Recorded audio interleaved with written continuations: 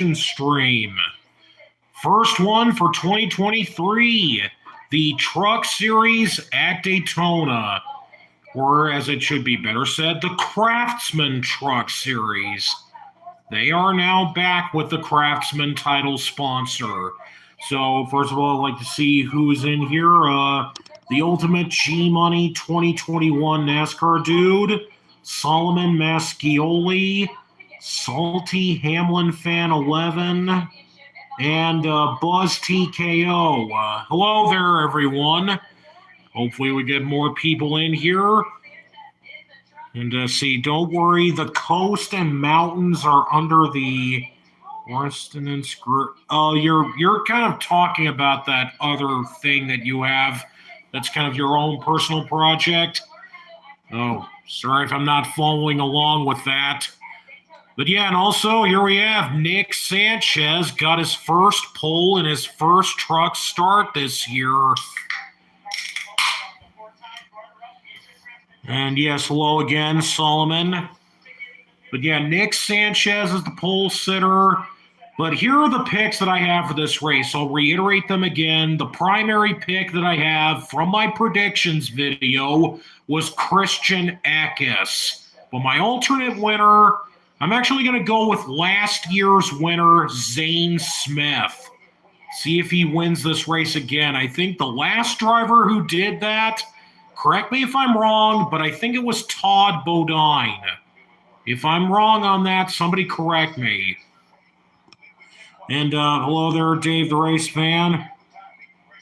Also, Dave the Race Fan uploaded his 2023 NASCAR predictions video earlier today, so go over and check that out. I already had that shared on my community tab earlier, so yeah, just make sure to go and give that some exposure. He could really use it.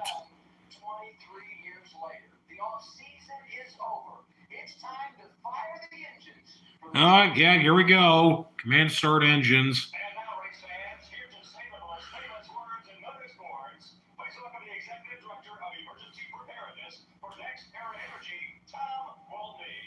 Here we go. Now that's definitely a command. Kind of similar to the one we heard in the duels last night.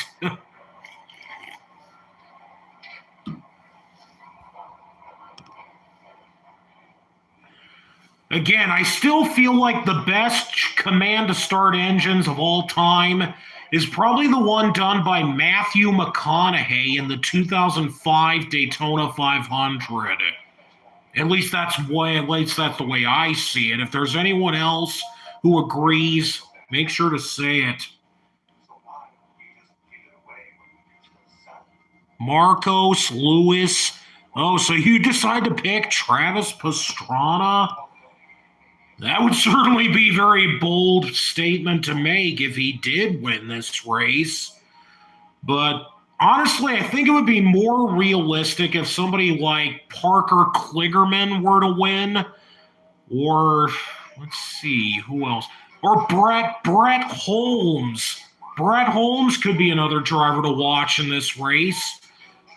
I think, again, I still wish that Holmes had won at Talladega last October, but I really think a lot of that just came down to the fact that it's that stupid officiating rule where they determine the winner based on who was in the lead at the time of the caution coming out rather than who gets to the line. That's a stupid rule, and it's the same thing that screwed over Brennan Poole in 2016 in the Xfinity Series. I still firmly believe that. And hello there, CMR21. And you know what? Even though I was considering this guy earlier, I also think it would be fair to keep an eye on Matt DiBenedetto. Considering that, again, he won the race at Talladega last year.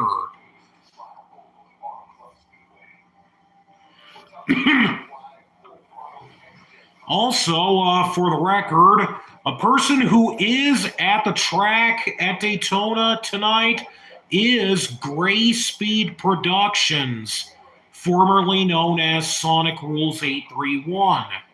He's also here at the track. He's part of the whole weekend for the Daytona 500, really. And that's strange because Dave, the race fan, was at last year's Daytona 500. So that was a first for him. And now Gray Speed Productions, formerly Sonic Rules 831, is now getting to experience that for himself. See, we already got 11 people already watching for the start. It's only been just over 5 minutes.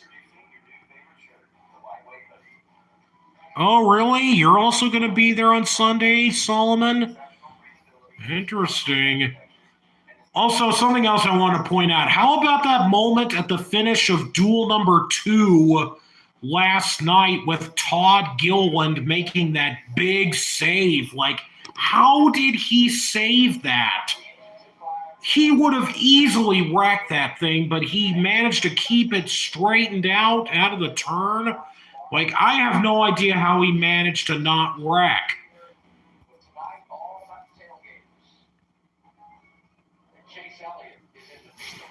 Oh, yeah, Chase Elliott driving the 35 truck in place of Jake Garcia. I remember there was a theory that I put out there. Again, this wasn't really anywhere here, but this theory that a driver who could have driven the 35 truck would have been Daniel Hemrick. But it turns out they went with Chase Elliott, and that's probably because of the few of the sponsors that the McAnally team has, like Napa. It was a fun Daytona 500 as well. One of the clips from my time there is used in the outro of your latest video. Oh yeah, that's right. Chase Elliott has now joined the Coca-Cola Racing family. Who would have saw that coming? I know I, for one, certainly didn't. Also, another fun fact about this race, there are 2 drivers in this race with the name Jason White. One from the U.S. and the other from Canada. Go back to Canada. I'm not from there. Sorry, had to say that at least once.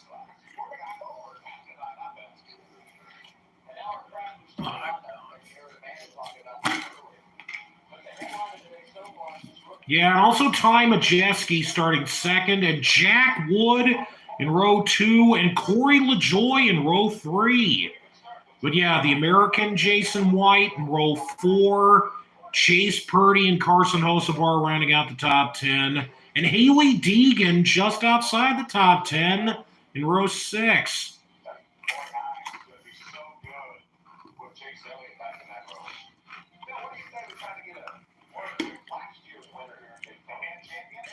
Coca-Cola being part of Hendrick feels like something in an alternate universe. No, Pepsi already pulled out of Hendrick at the end of 2020. And I feel like the only reason why they went with Coca-Cola for Chase Elliott is because they had to find something to replace A-Shock Energy, which left him after last year. I really think that's the only reason why they're there. What's with Fox censoring the weed symbol? That's kind of an odd thing with them censoring the 3Chi logo or the symbol on his fire suit. I don't really understand that, but I think there must be some kind of ethical reason behind that. Ethical, yeah. That's what they're saying it is.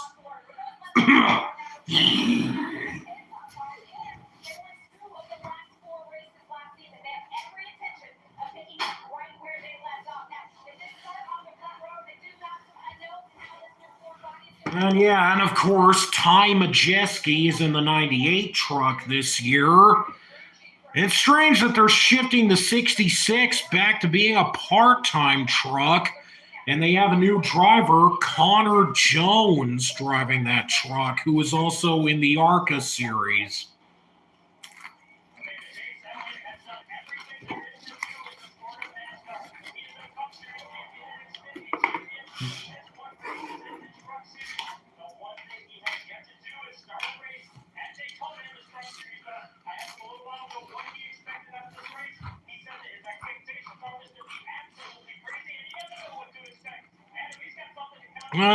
Yeah, I saw your pics in the video you made, Solomon, but I can't quite remember what they were. If you're wondering why you're slow with your comments, it's because he has the stream paused for about 37 seconds, so it's calibrated with the delayed broadcast. Oh, yeah, because again, I'm watching this on cable TV, so it's at least in real time. And apparently, for streaming services like Hulu, it is on a bit of a delay. We're not on MAV TV. This is also another thing to point out. The ARCA series is no longer on MAV TV this year. All of their races are going to be on FS1 and FS2.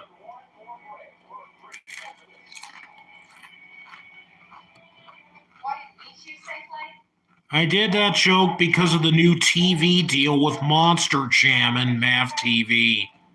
Oh. Oh, yeah, that's right. They're on there now. But the strange thing is, they're only broadcasting older episodes, like pre 2018, like before NBC Sports signed on with Monster Jam. Oh, yeah, your picks are Deegan, Ben Rhodes, and DiBenedetto. I see. Well, Deegan and DiBenedetto probably have the best starting positions, but if there's anything we've learned about Daytona, it's not so much where you start, it's where you finish. That's been very prevalent over the last couple of years.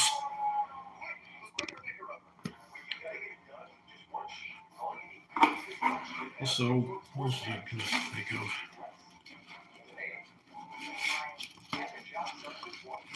Also, in that most recent Cup Series practice session that was held just before the start of this race, Jimmy Johnson ended up first on the board, ended up fastest on the board in that practice. So, again, I didn't really expect that. So, let's see how he does in the 500 on Sunday. Sources told you that there's already a chance of rain. God, oh, damn it. Already a small chance of rain. Are you kidding me? Well, they said there wasn't going to be anything around there.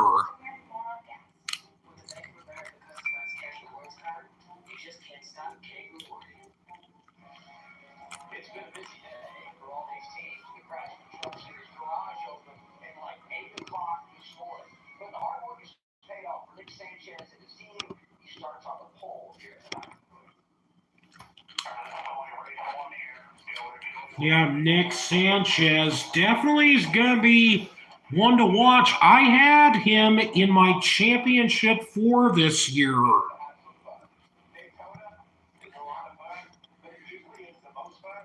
Derby Car Nationals is happening right now, and you're missing the chaos. Honestly, I didn't even know that was going on until you said it. And also, hello there to Grave Prower. This is actually the first time you've commented here, at least as far as I know. If it was not for penalties, all the picks of the finish in the top 10, all of your picks would have finished in the top 10 last year at Talladega. Oh, Pace Truck's about to pull off here, about to go green. There they go. Pace Truck's about to pull off now.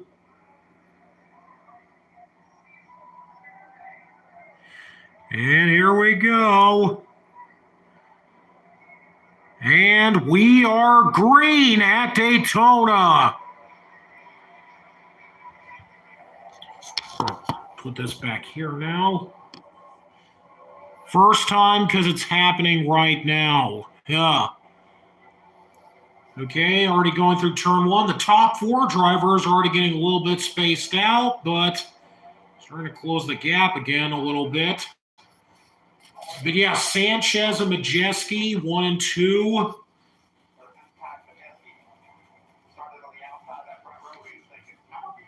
Oh, it looks like Majeski's already getting a push up to the front by my pick for the win, Eckes.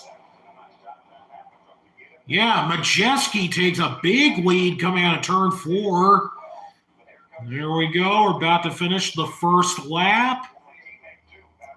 And the first lap is completed, and Sanchez trying to gain back on Majeski to try and take back the lead.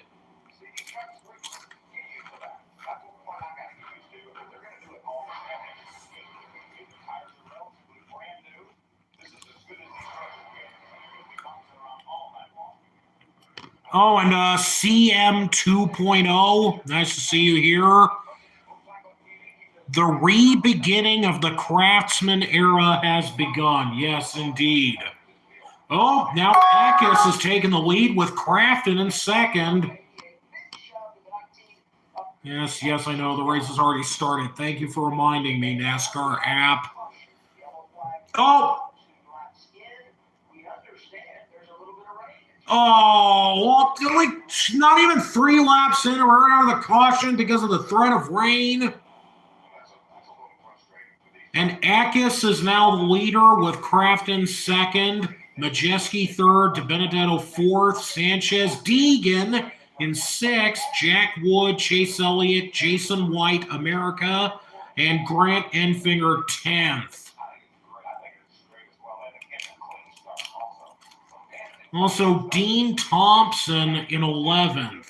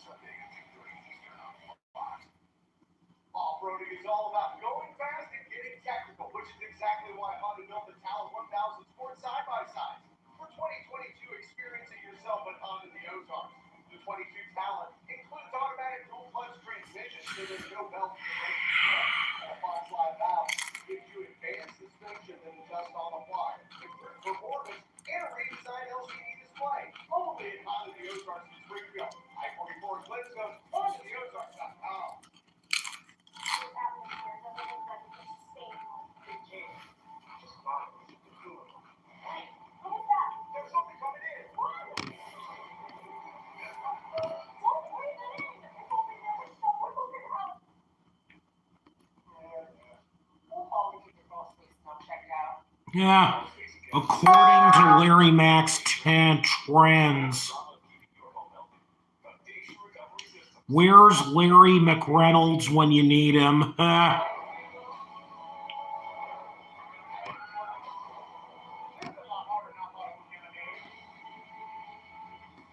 Also, another commenter named Anna is also in here.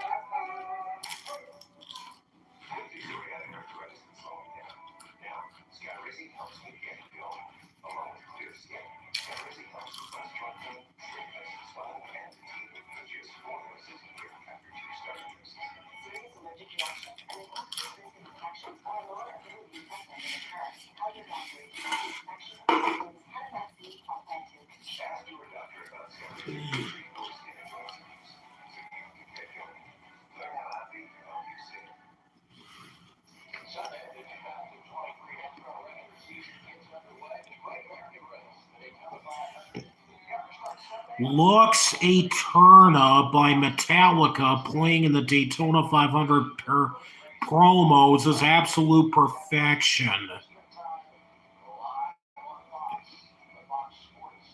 You're sick and tried in Evangelion doing. I'm sorry, I'm kind of hard to follow along with that. Oh, see, Derek Krause is on pit road.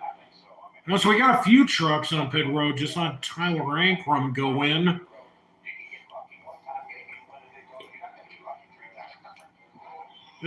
Slowed down because he didn't want to get into Ankrum.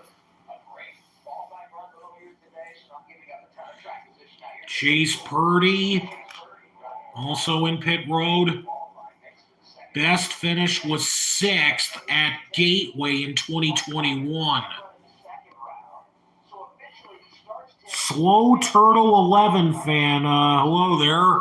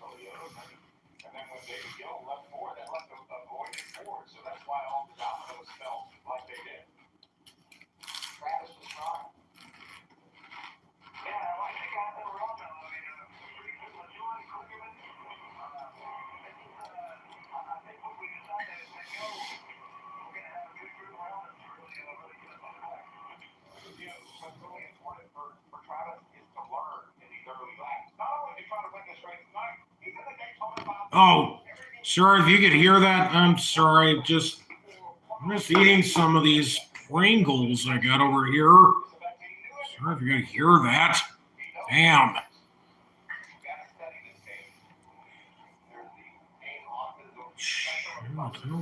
That was kind of long.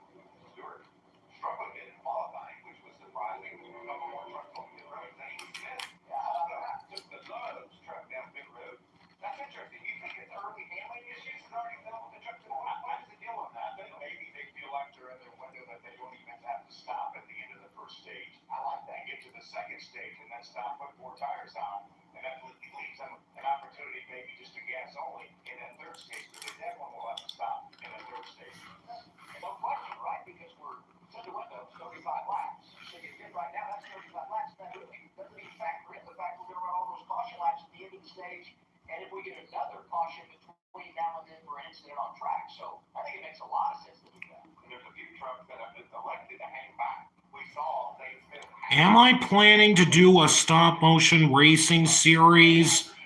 Not currently. I'm just being honest. Yeah, the 52 truck does have a good paint scheme.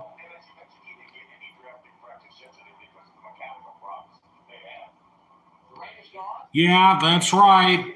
Oh, wait, they're about to go back green. Here we go, Eckes and Craftsman on row 1, and we're back to green. Majeski and Benedetto in row 2, and Haley Deegan already up to 5th. Oh, wait, the caution's back out again.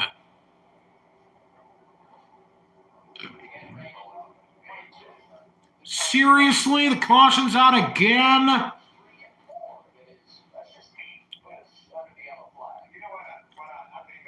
Right as they took the green, the caution came back out again. Are you kidding me?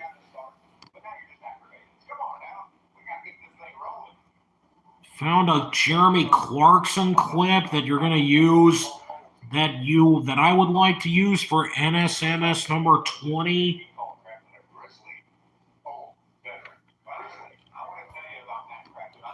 Yeah, that reaction seems pretty accurate to me.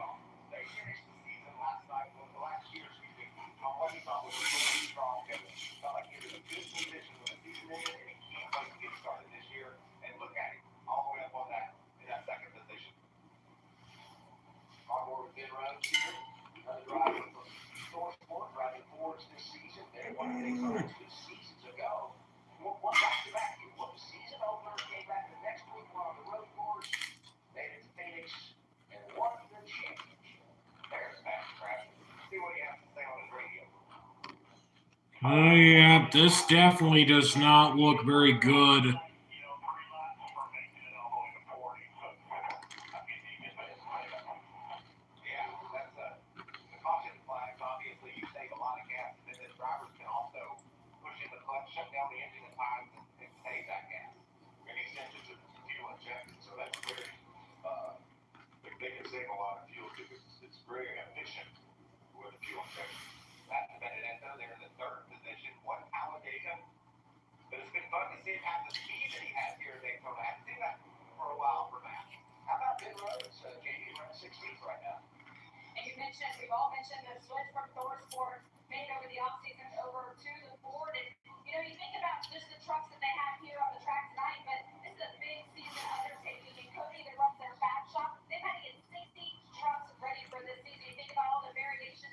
Oh, yeah, the scheme was revealed for the NASCAR Garage 56 car at the 24 Hours of Le Mans. Yeah.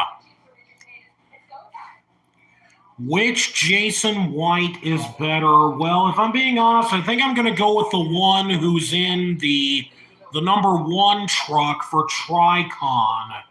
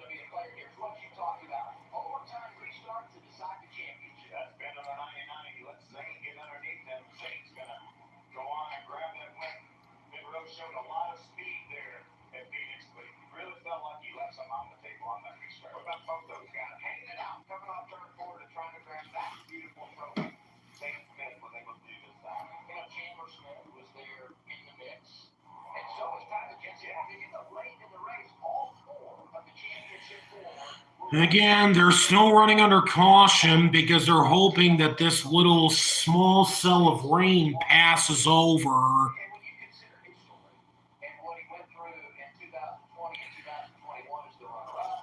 Already 9 laps in, and already the majority of the laps have been run under caution. Also, how many laps are there in the first stage? There aren't that many.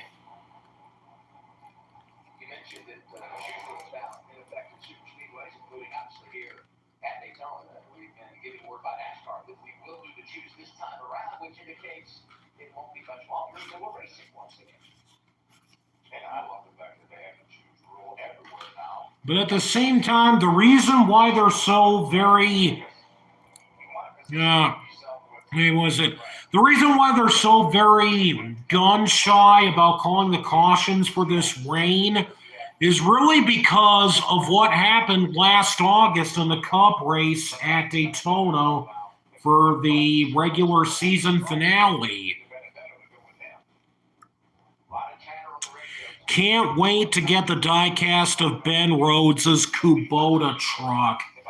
Yeah, it's a good point. That Kubota scheme does look good. Now, Travis Pastrana's on pit road now.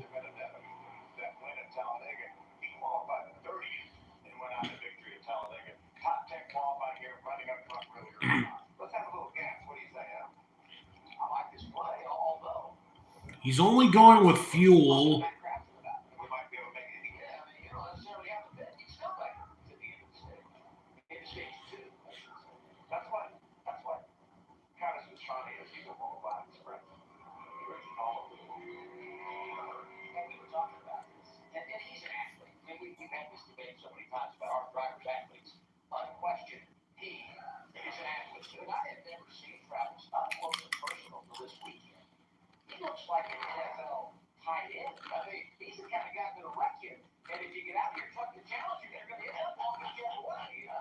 Oh, Timmy Hill's truck is below the yellow line. It's looking to be slow.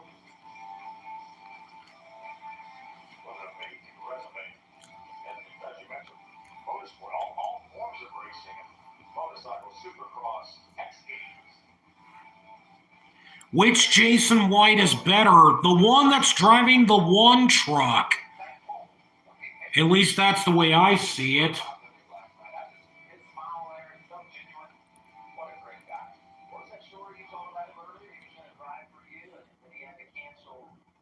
They just decided to instate the choose rule for super speedways, which I'll admit I do find very intriguing. Okay, we're about to go back green again, this time at lap 11, so let's see what happens this time. Eckes and Craftsman take them back to green again.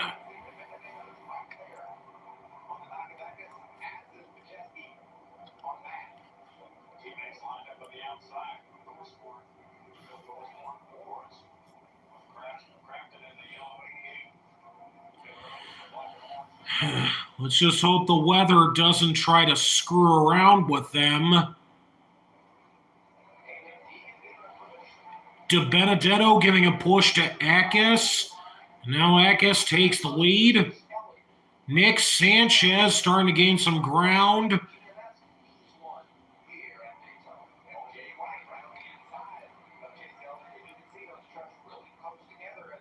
But whoa, one truck looked like it got a little bit sideways.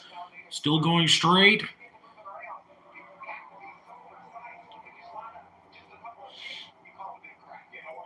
Already 9 to go in stage 1 already.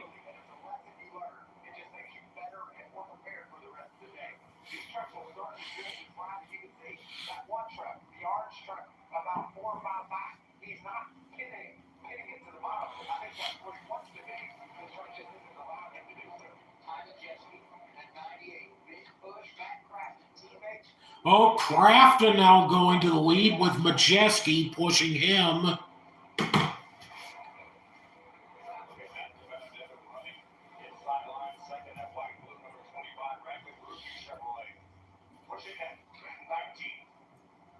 Dean Thompson now in 10th. Right now down to 13th. Zane Smith now in 12th. Corey LaJoy, 21st.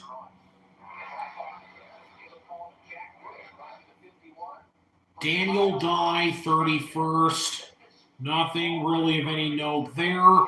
Josh Rayum in last, driving the 22 truck.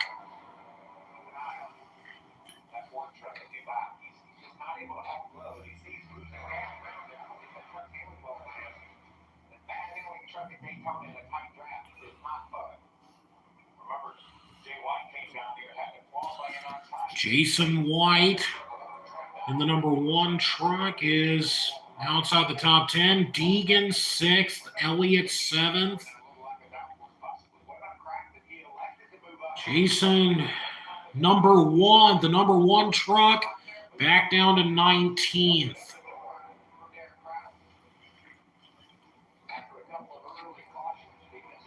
Eckes back out front.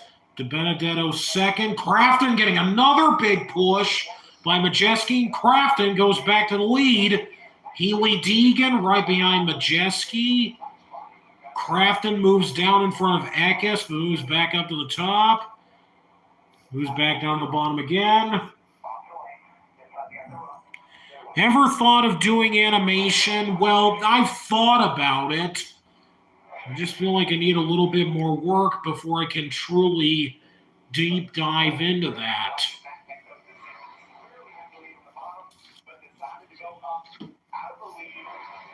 Six to go in stage one. Eckes still out front with Craftsman.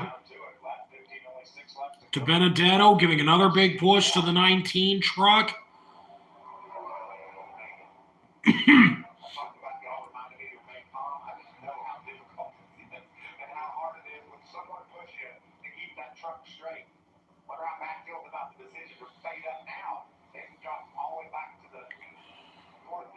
Here we go. 5 to go in stage one.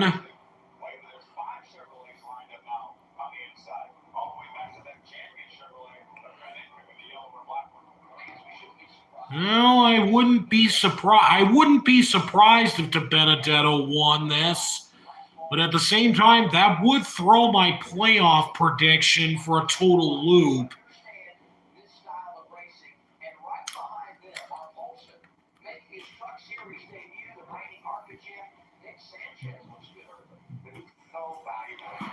Nick Sanchez still up there in the top 3. Whoa, Craftsman got a bit of a bobble. Still straight. Deegan still up there in the top 10.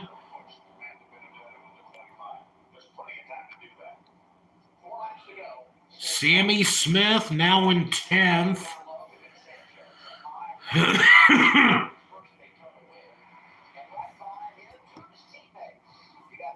Steelers, NASCAR Nation Fan 50. Hello there. Go Eckes. Yeah, indeed. But, oh, here comes Craftsman again. No, can't quite get enough of a push by Majeski.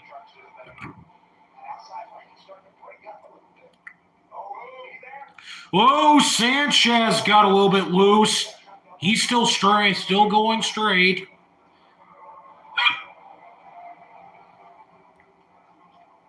See Zane Smith in the back of this pack here with Daniel Dye and Corey LaJoy.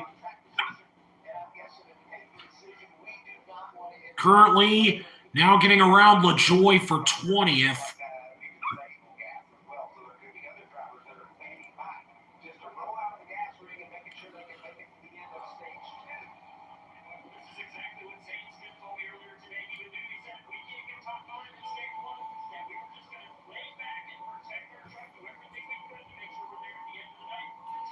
How is Jack? Yeah, how is Jack Wood doing so good? I don't understand that either. Currently in 6th. 2 to go in stage one. Craftsman and Eckes still up front. Eckes still getting another push by DiBenedetto.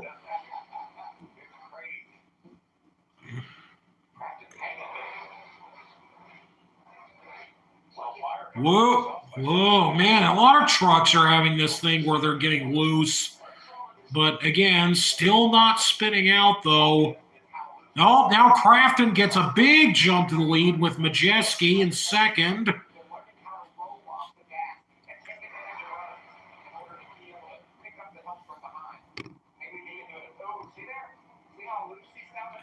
Whoa, Majeski now goes to the lead, and Eckes goes up behind him.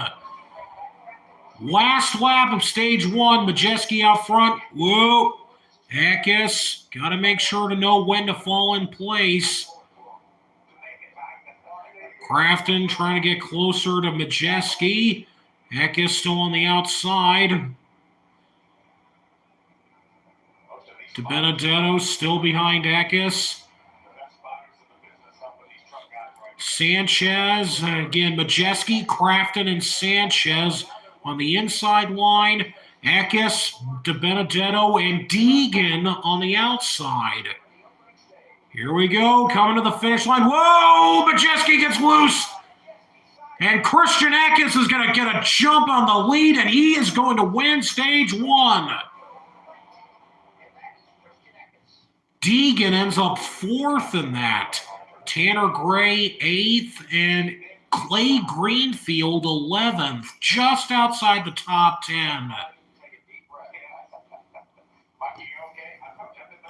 Orlando Richardson, hello there. You need Zane Smith at least 10th. But yeah, Christian Eckes already starting off the year with a stage win in the 19 truck. But yeah, what a close call for Majeski. That was way too close for comfort. We all have a purpose in life, a why. Maybe it's perfecting that special place that you want to keep in the family. Or passing down the family business. Or giving back to the places that inspire you.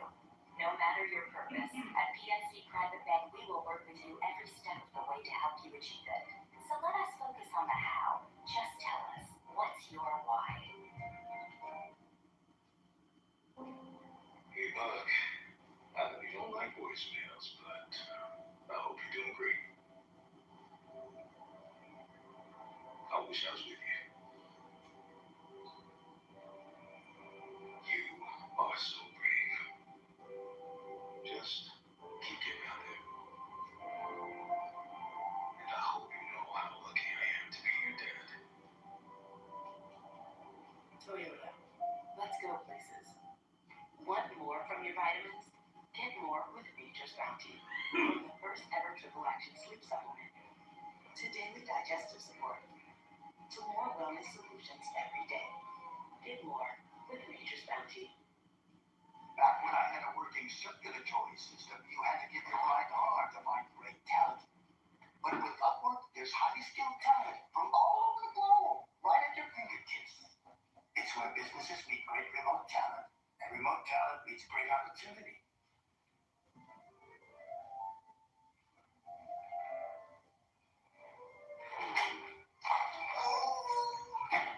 This is how we work now. We're here today to set the record straight about Dupuytren's contraction. Surgery is not your only treatment option. People may think their contraction has to be severe to be treated, but it doesn't. Visit findahandspecialist.com today to get started.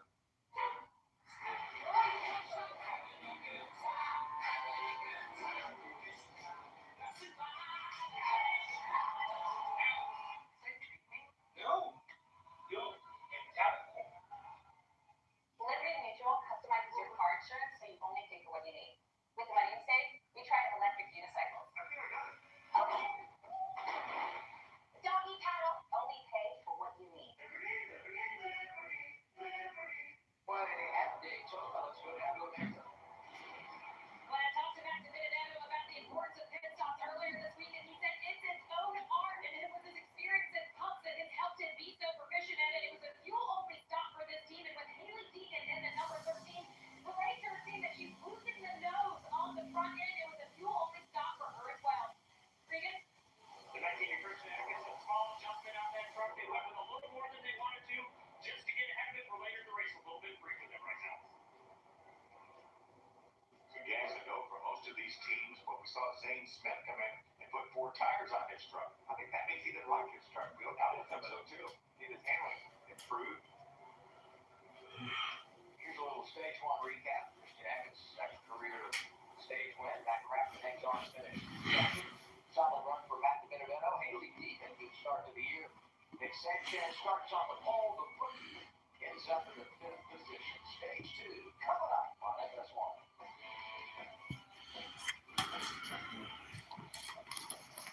Everything sound the same? Pretty fun? No. No assets? So here, as we discussed.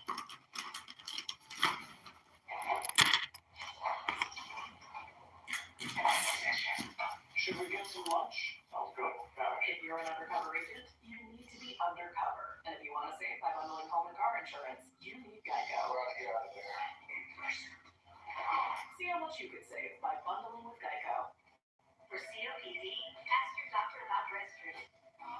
Breaststroke gives you better breathing, symptom improvement, and helps prevent flare-ups. Breaststroke won't replace a rescue inhaler for sudden breathing problems. It is not for asthma. Tell your doctor if you have a heart condition or high blood pressure before taking it. Don't take Breaststroke more than prescribed. Breaststroke may increase your risk of thrush, pneumonia, and osteoporosis. Call your doctor if worsening breathing, chest pain, mouth or tongue swelling, problems urinating, vision changes, or eye pain occur. If you have COPD, ask your doctor about Breaststroke. Next week is your chance to try any Subway footlong for free. Like a Subway service visit. Just buy any footlong in the app and get one free. Free Boston, and a footlong for free.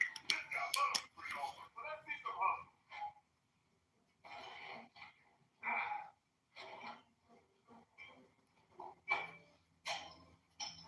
Scott, you know the rules. No shrinking and drinking, obviously.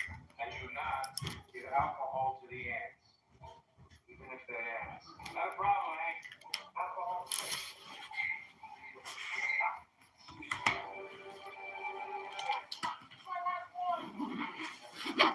Rise with me. Thorax. Good luck.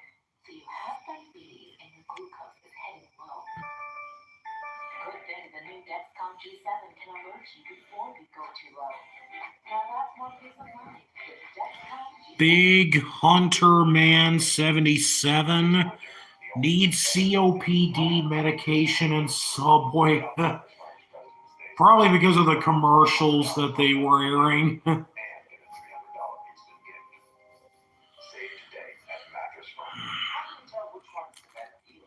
Bringing Dad some Sarasota? Dads are great, but let's say, show me the Carfax value. You get the most accurate price based on the vehicle's attributes. Shop at the ultimate Carfax.com. Watch NASCAR live at Daytona International Speedway. So good to have you with us on this Friday night as we open up 2023 with the NASCAR Craftsman Truck Series. Stage 1 complete. Christian Eckes wins it. Everybody came down pit road with the exception of Stuart Friesen, and now as we get set for the second stage, it's time to do the choose. Okay, Tyler Ankrum and Stuart Friesen and Cody Warbaugh and Parker Kligerman are up there in the top 5 now. Beautiful number 52, Stuart Friesen got on the front row. Tyler Ankrum was one of the trucks that pitted early on lap number 8, but not having that track position, we know he can make it to the end of this second stage. From 7th on back, they pitted at the end of stage 1. And everybody up there in the top 6 stayed out. And it's remember, the guys in the top 6 have been they like to give away those points by running in the back. And then take advantage of that now with track position. Every point matters. You can miss the playoffs by 1 point. These stage points are very important. It'll be interesting to see as we move into the second stage what the strategy turns out to be for some of these teams. And I think people can probably have the mindset, well, this is the first race of the year. Stage points aren't as important. We need to position ourselves for the end of the race, whatever, but they are important week in, week out. You get to the end of the regular season, you can't come back here and take those points. You cannot do things back in the middle. Just get to it. Yeah. I don't think we can back much more out of that first. Yeah, so far we haven't seen that crappy ass Burger King commercial. Yeah, I just now noticed that. Looks like a decent crowd for a truck race. Oh boy, don't try to tempt fate on that.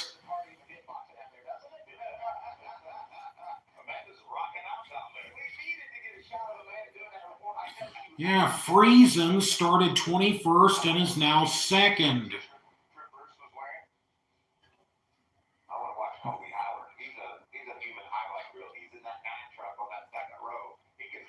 Yeah, Colby Howard in the 2nd row with Kligerman.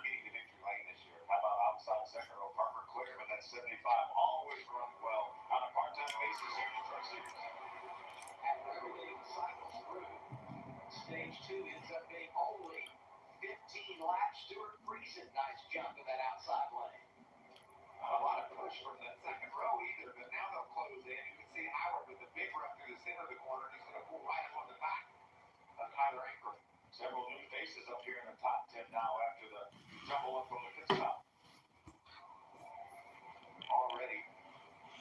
pushing and bobbing and weaving. Look at that run from Parker Kligerman on the back of Stuart Friesen as they go. Oh, yeah, Kligerman giving another big push to Friesen out front. Ankrum still on front in the bottom. Hey, Travis Pastrana's now up in the top 10, and Hocevar 2.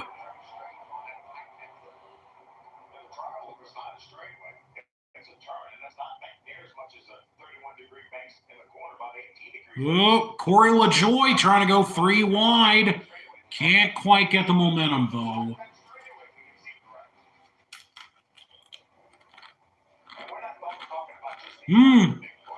Oh, Purdy gave a bump to Colby Howard and is now giving a bump to Ankrum.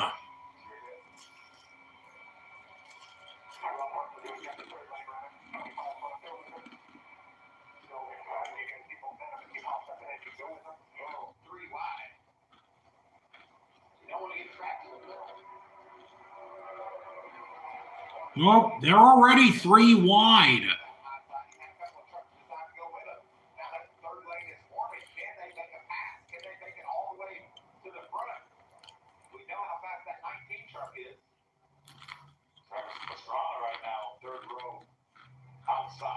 Whoop, Pastrana trying to go outside on the outside lane.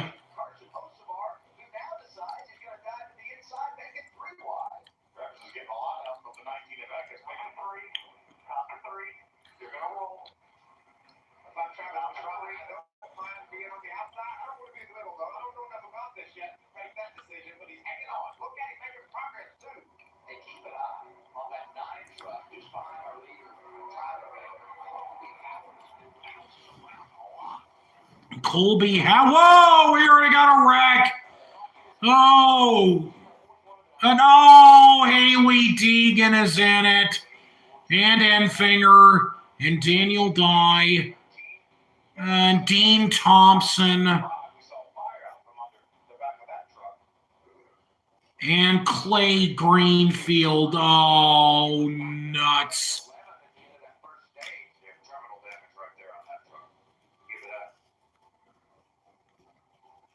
Cautions early for a little rain. Had the caution in stage 1, and now a crash. Oh, Haley Deegan is now out. That's not good there. That truck was on fire. Dean Thompson's truck is pretty much burning up, and he's still trying to go.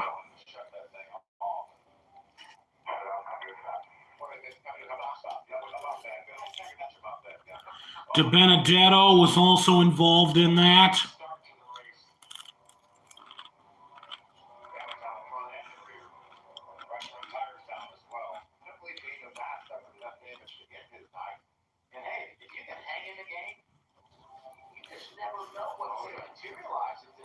Okay, now Dean Thompson is out of his truck.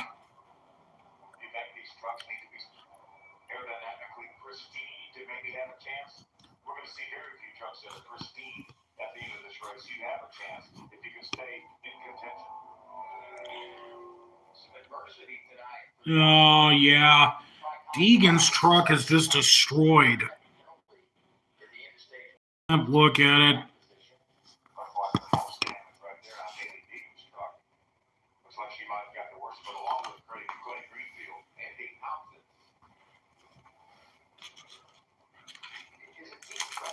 Are you taking some inventory on who's involved so you know maybe if you lost a rat partner or in the situation? Yeah, that's why these guys lean so heavily on the spot. The spotters have a playbook up top. They know who's what, where, who's been helpful, who hasn't.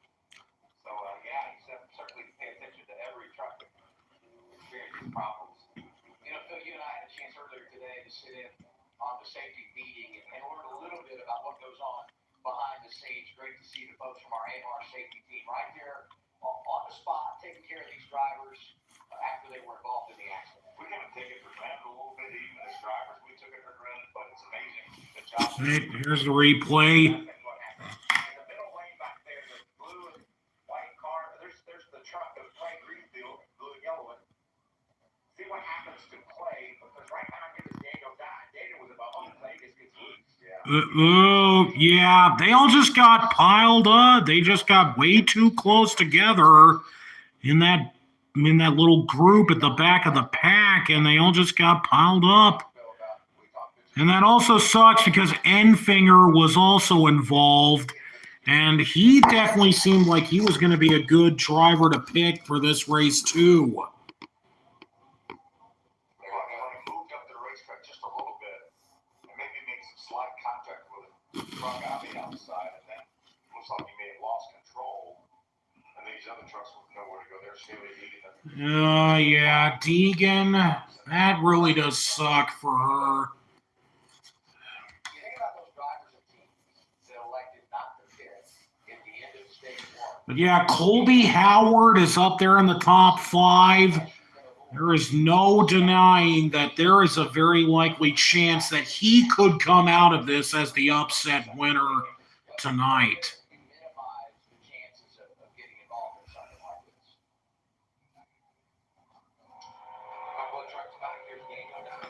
Daniel Dye in the 43, and well, he just got clipped right in the back and then got spun around as a result.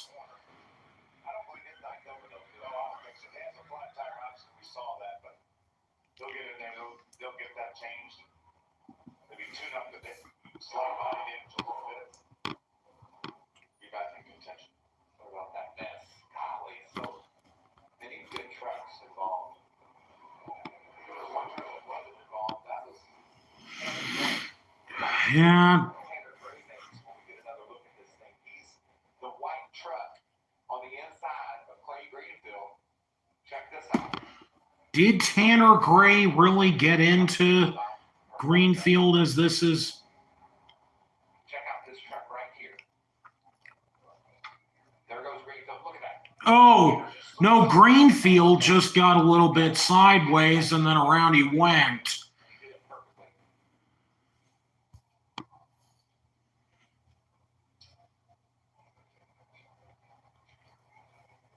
That's right. One more time with Daniel Dye. there's Tanner. You were talking about it right there. Raja Karuth barely avoided that.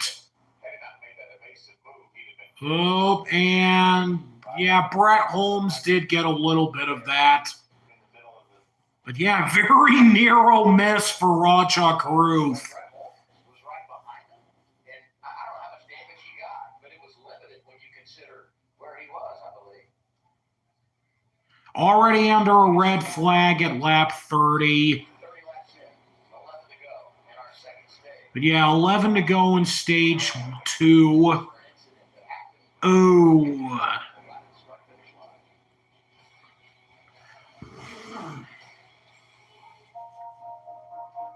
Bread doesn't go bad after a day. So why would we just give it away when we can still sell it? Because, well, bread doesn't go bad after a day. And while donating it may be a small act in this world, on this table, it will be big.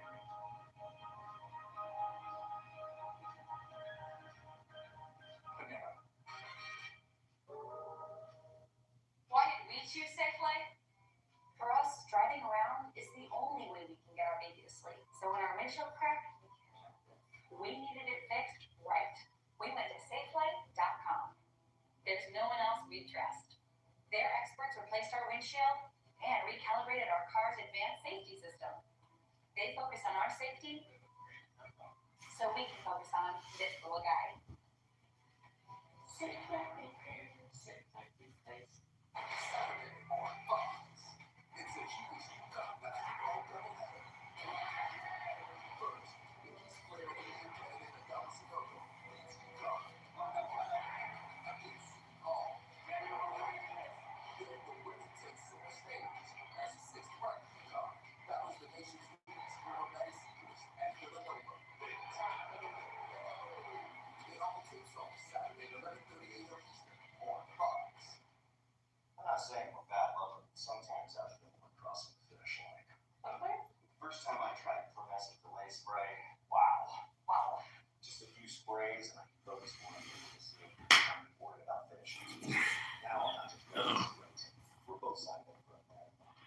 Jack Wood came up into Greenfield. Oh, so that explains it.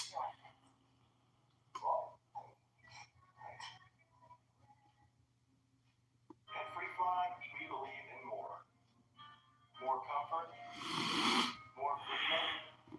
Tyler Ankrum still scored as the leader. Yeah, the next race for the trucks is at Vegas, which isn't for another 2 weeks. But yeah, let's see how things go for Deegan at Vegas. Also, to answer your question, Solomon, I am doing fine right now. Don't eat Arby's. But Arby's has the meats. What are you talking about?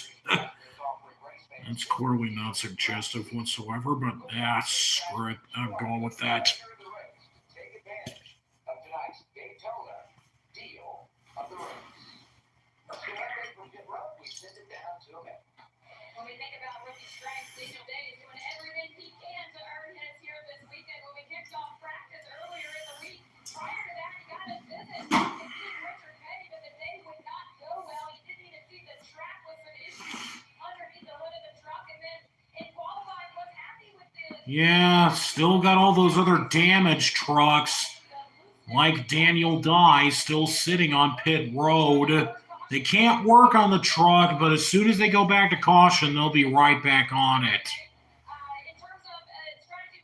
Have I tried Culver's? Well, I mean, I have heard of Culver's, but I've never tried it. Hey, I see that Parker Kligerman has Purina on his truck. Purina and pet food. 3 Truck Series wins, his most recent one being last year at Mid-Ohio.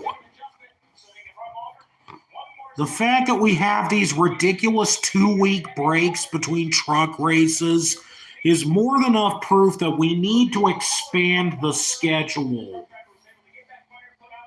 Yes, that we do. There definitely needs to be at least 25 to 26 races for the Truck Series, at least.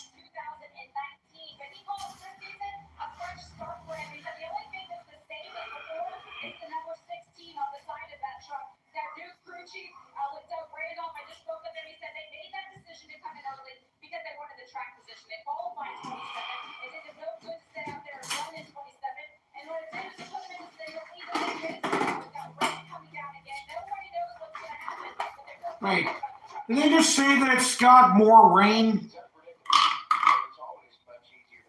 Did I just hear that correctly, or is it that just me?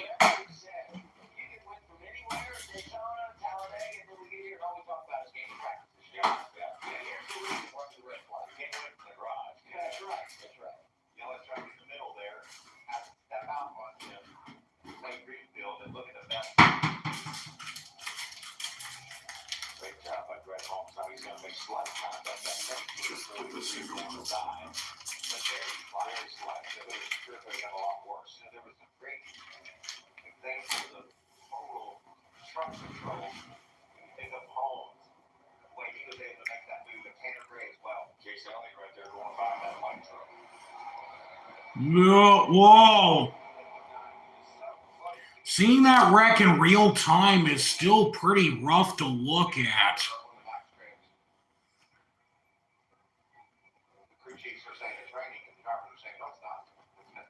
Is it really? They're always saying it's raining again. Ugh, damn. Well, they're back under caution. They're back under caution so they can at least bring the other trucks back down to pit road.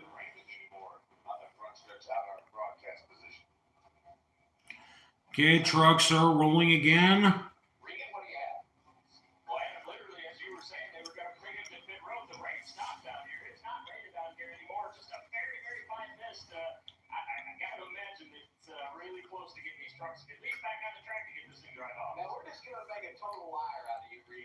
is, and this illustrates how big Daytona International Speedway is.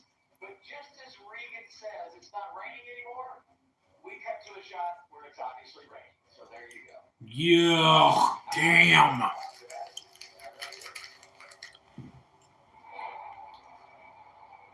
Yeah, it's very light sprinkles, but yeah, it definitely looks like there's something coming down.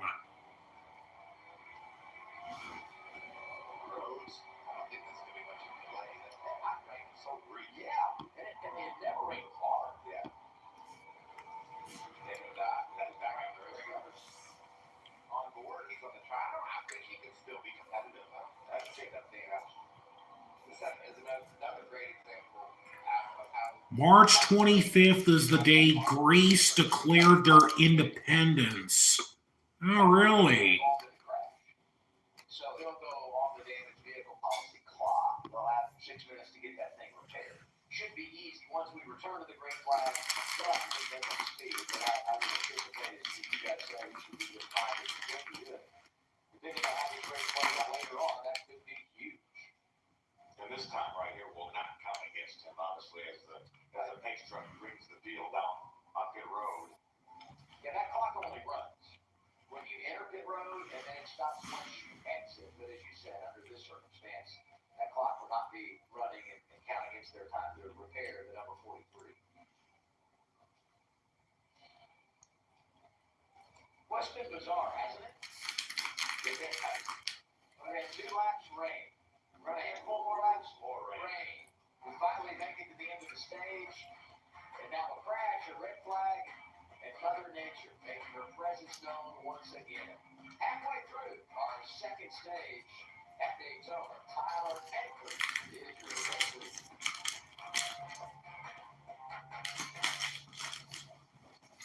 Targets on site. Refund? No. No, there's What is up with this new Geico commercial? Like, I don't even really know if this is supposed to be funny or what. Should we get some lunch? Sounds good. If you're an undercover agent, you need to be undercover. And if you want to save by bundling home and car insurance, you need Geico. Let's get out of there. See how much you could save by bundling with Geico. This week is your chance to try any Subway footlong for free. Like the Subway service menu. Just buy any footlong in the app and get 1 free. Free mustard, free Boston, and a footlong for free. This got love. Is it my live stream or my TV that is behind? Well, why do you ask? He did. Yep. Wait. Those new wafers. They're small. For parts that fit your vehicle, look for the green check. That's right. Start with the back.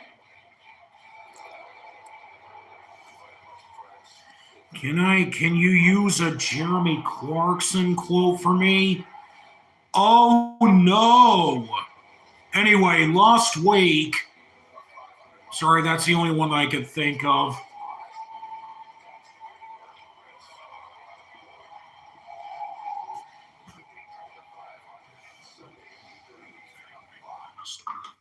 At Honda, the Ozarks, we have a Honda Dodge that makes riding easy and fun. With an automatic transmission, you don't have to shift, making learning how to ride a breeze. Not only are they easy to ride, but also easy to own. Stop by today and check out this spinning machine at a great price. Now are now on sale for just $1,699 with payments. Bad news. The Dacia Sandero has been delayed. I-24 and Flintstone exit, HondaTheOzarks.com. This atmosphere doesn't look like it can sustain. It can't. Just follow it. It's good. Hey, what was that? There's something coming in. What? Don't breathe it in. Oh my God, it's so wiggly. We'll call if the crawl space smell checked out. Speed and power. Sometimes my genius is almost frightening. Tomorrow we take another step for Sunday's Daytona 500 as we open up 2020. Would take like 15 seconds for my TV to get the same scene. Huh.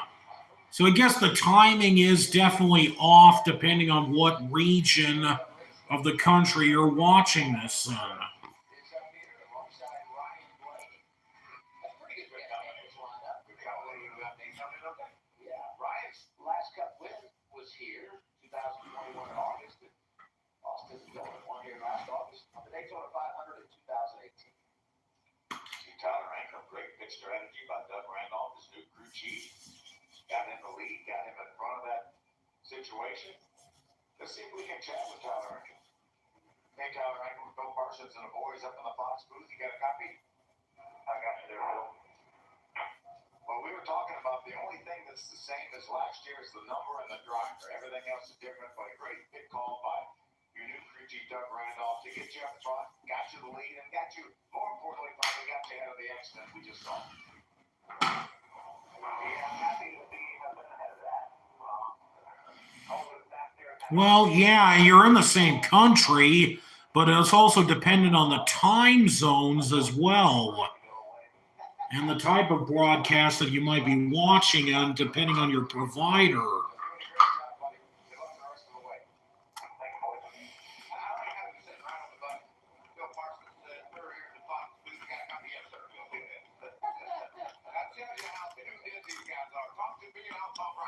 That's like when you're expecting a call from the boss and you're holding on there. How you doing, sir? Wait a minute, Hey, you look at the tour. Such a successful program here in the Craftsman Truck Series. Winning the championship with Brett Hoff and everything else. Bill was able to accomplish, they missed the playoffs last year, which was shocking. But you get the feeling with the changes they've made and the growth that Tyler Ankrum has gone through that this is the year where they really put some things together. Remember, they went to 2 trucks last year. Right. Maybe diluted the effort a little bit back to 1 truck this year looking for good things. Every time the boss calls me out, I might say, hello? What I do now? A little less than confident that it's to tell me how great I'm doing. What's up, Jamie? Just talked to Joe Shear Jr., the crew chief for Ty Majeski. Remember that first stage, Ty was able to lead 2 of the laps. He was right there in the midst of it, helping out his teammate Matt Craftsman, who also led 2 laps. Asked him why they made that late dive to pit lane to get some fuel at the end of the first stage. And Joe Shear Only 2 laps led for Majeski. 2020 though, the good news, he was able to tighten up the truck a little bit. As soon as this rain goes away, they get to go racing. They feel like they got a pretty good truck underneath them. Amanda? Deegan has been checked and released from the admin. So Deegan is out. There's not much that you thought you could do differently there. And knowing your intentions for this season, how do you digest what happened here? I mean, it's super scary racing. You kind of go into it expecting to just, if you get out of it, great. You can't. That's kind of just what's expected. Very few of them make it out of these super scary races. So kind of just went into this one with trying to do our best, stay towards the front. We had a really good first stage, and I thought we got good stage points. We had a good finish right there. Just trying to be really going from the start and seeing if that plays a different, I'd say, role in it, because I've hung back in the past and it has worked a few times, has worked not some other times. So end of the day, we're trying a little different tactic here this year with my new team, and it was working out for the first stage, but it happens. Again. I'll tell you what, every now and then you're in a wreck that was unavoidable. And that was certainly the case for her. Without a doubt. Doesn't think she could have done different. She just got swept up into something that was unavoidable. Great thing about stage racing, if you can get some stage points early, it helps minimize a rough night. She got a few at the end of stage 1, and that will ease the pain of what's going to be a very frustrating evening that ends with a did not finish in the season opener. Inside of 10 laps to go, stage 2, when we return to the green flag, this is what put us under. So yeah, just under 10 to go in stage 2. Christian Eckes won the first one. Let's see what happens for the end of this one.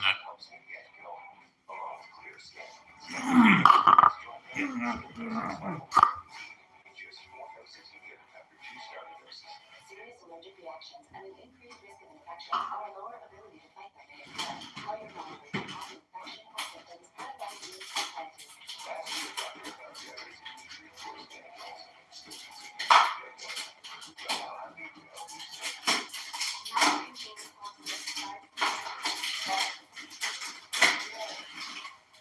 I'm surprised we were on the offside.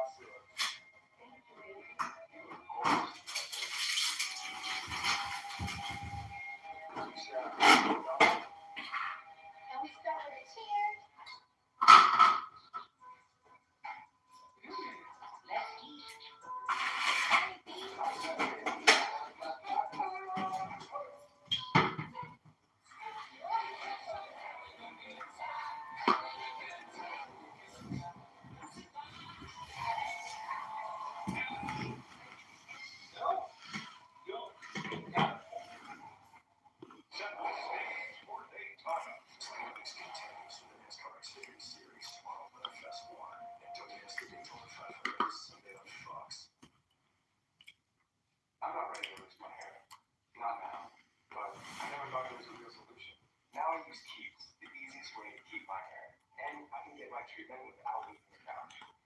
Go to Keeps.com. Credit score is really a good score. Personal loans through NetCredit will help you borrow up to $10,000. So check your eligibility on NetCredit.com today without affecting your credit score. You may be able to build your credit history as we pay. NetCredit, personal loan. With Circle, you can add some magic to the way you drink water. Circle's adjustable flavor cartridges keep you in control of the way your water tastes. Plus, each sip is so full of flavor. There's no room for sugar or calories, so you can be on top of your hydration. With over 40 flavor options, it's easy for your water to be as unique as you are. Try Circle at drinkcircle.com. Just about ready to go green once again as the opening race of 2023 of the Craftsman Truck Series at Daytona. As we anticipate the great, let's check in with Green Smith. It's been a great start so far. Christian Eckes, he won stage 1, currently running 12 for Chief Charles tonight. This is a new relationship. Seems like everything is going very well so far for you guys. Yeah, it's going really well. We qualified well. We've got speed. Won the first stage with this race. We get a first stage win. Hopefully you're getting a few points in the bank so we can keep on raising up. We'll get a few more points here at the end of this stage. So we kind of be released to have some fun here for the end and go for the win. We want to see you have some fun. Good luck. Thanks. Well, the 5 and the 13 were taken out by the 84 here today. I got Clay Greenfield. He's been cleared and released from the care center here at Daytona. And do you recall back in what was happening inside of the truck? Can you walk us through from your vantage of what you saw? Yeah, there was just a lot going on there. The truck was very difficult to hold straight. We've been throwing a lot of things at it. That's why I got it fixed. I was okay hanging on the outside without somebody on my door, but then when we got in the middle of 3, there's just no air out there. And I saw it as a situation I didn't want to be in, but coming off of 4. Oh, yeah. I mean, I'll still give them credit for interviewing Greenfield. It's just hard to hang on to. We've been fighting that all weekend. And heading for backyard loose pools. This is one of the races I should have won this race twice before. This is one that we have circled every year. I really look forward to coming here, but we'll get it fixed back and be back soon. Never the easiest interview. Thank you, guys. And Clay Greenfield, 38 years old, from Clarksville, Tennessee. And as he said, always a player who kept that air race. You know, that's sure. Ankrum and Howard still 1-2 with Chase Purdy in 3rd.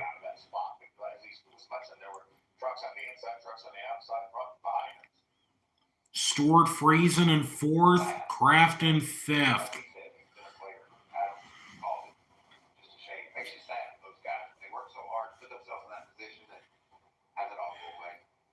Take me behind the wheel and the mindset of drivers in this situation, because we've not had a ton of green flag racing. You want to get going. We're going to have a quick little shootout here, right around 6, 7, maybe 5 laps to go in stage when we get back green.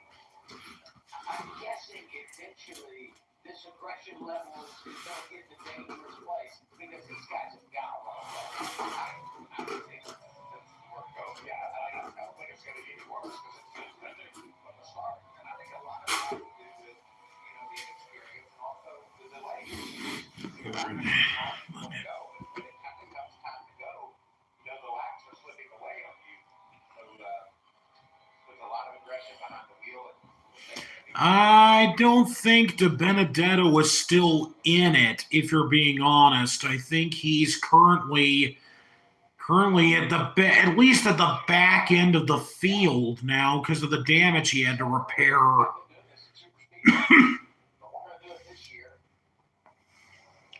Just be the guy who restarted the race P1 had an opportunity to decide inside, outside. Now everybody can do it at Daytona.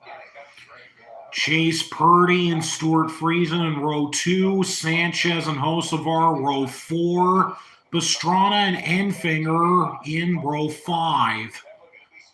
Roger Carruth and Brett Holmes in row 8.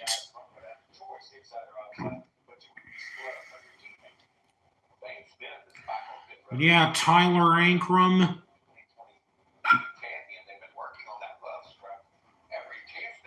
At least as far as I know, I think he is still in the race. That 9 truck is driven by Colby Howard. He's with CR7 Motorsports for the full season this year. But he won't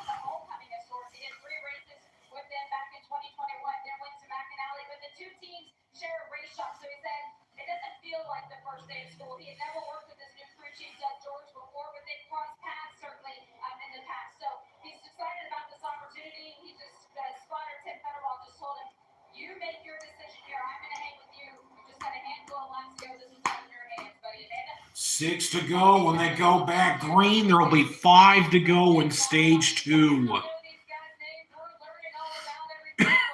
Well, on Nick Sanchez's radio, I heard his team tell him that the 88 has asked if Nick Sanchez is ready to stop pushing him from behind. So getting up to speed here in Daytona quickly. And Nick Sanchez, we're making good progress, but Matt just doesn't want a rookie, someone that doesn't have a lot of experience, having his front bumper on that tailgate. Well, I said could it get more aggressive, and evidently Matt thought it was too aggressive himself. Here we go. We're going back green again. 5 to go in stage 2.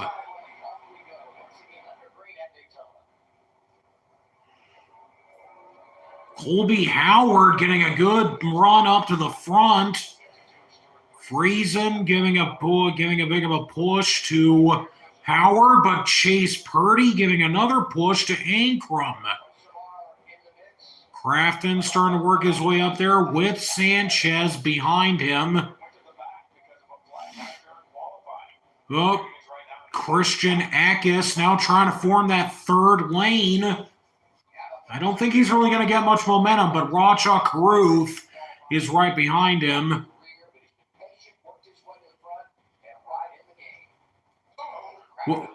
Whoa, a little bit sideways for Crafton, but he's still going. Chase Purdy up to second. Christian Eckes still trying to get a third lane going, but obviously doesn't have enough support behind him. Ben Rhodes making up a lot of ground in that lane. A little bit to the outside there. Whoa, Pastrana, a little bit on the outside. Whoa, Ben Rhodes trying to weave his way through the middle to get by Pastrana. Pastrana's now being shuffled back. Caruth gains a little bit more ground.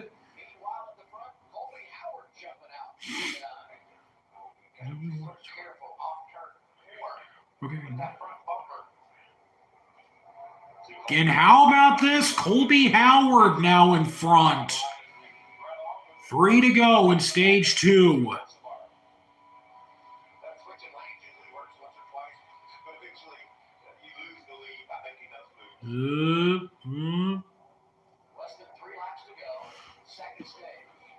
Colby Howard with a big run up to the front.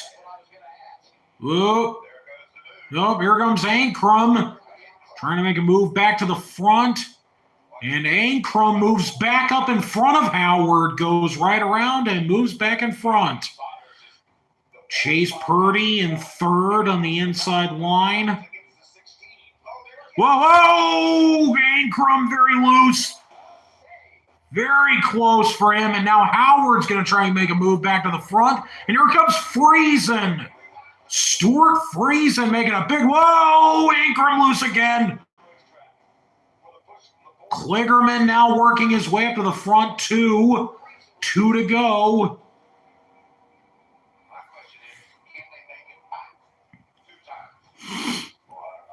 Friesen out front.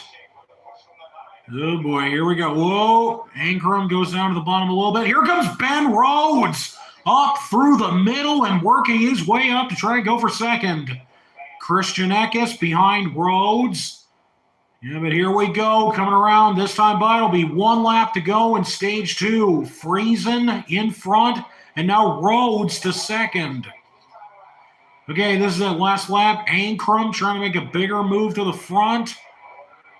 Whoa, Chase Purdy still giving some really hard, giving some pretty big bumps to try and get Ankrum, and now Ankrum takes the lead. Chase Purdy in second. Whoa! Oh, Friesen into the wall! Oh, no! Oh, nuts. Oh, Brett Holmes also spinning, but oh, great. Now the stage ends under caution. And Tyler Ankrum is going to win it. But, oh, man, Friesen got taken out in that nice-looking number 52 truck, and there he is. Tyler Ankrum wins stage 2. Oh, man.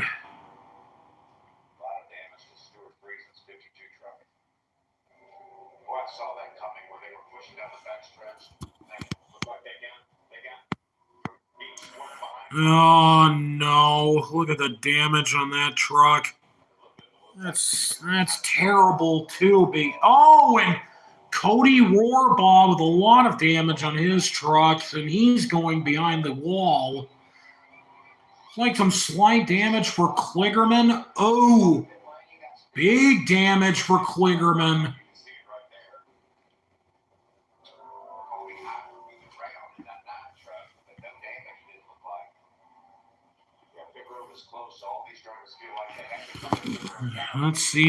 Let's see this again so that we get a better idea of what happened.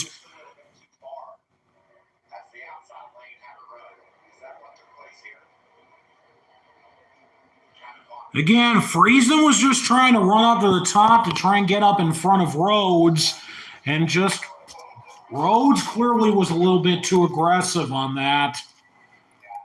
And then around they went.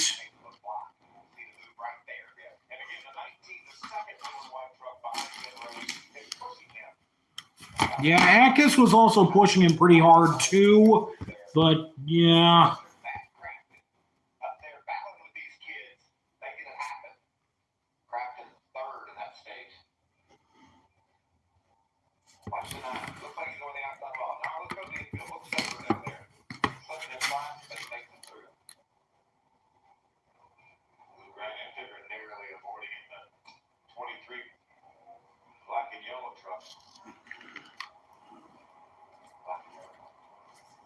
Enfinger just nearly. So Enfinger is also still in this.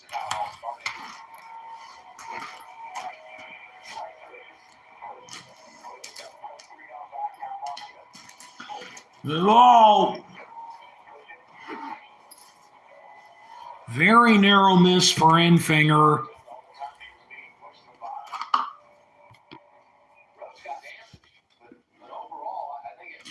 I'm not planning on doing the race for the Xfinity Series tomorrow.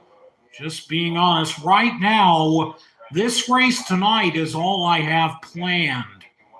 I'm going to have to think about what race I'm going to do next.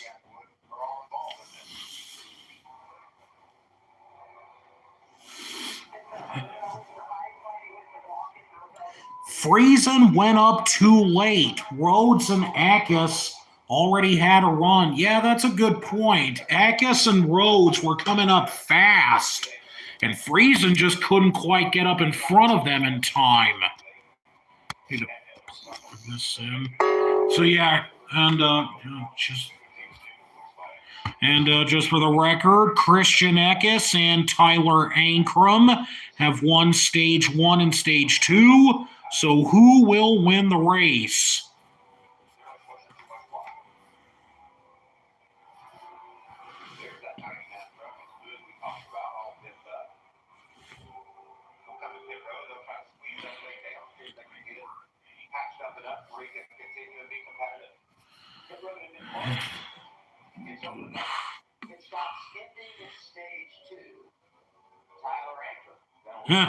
Island of Rhodes, the nickname you've given for Ben Rhodes.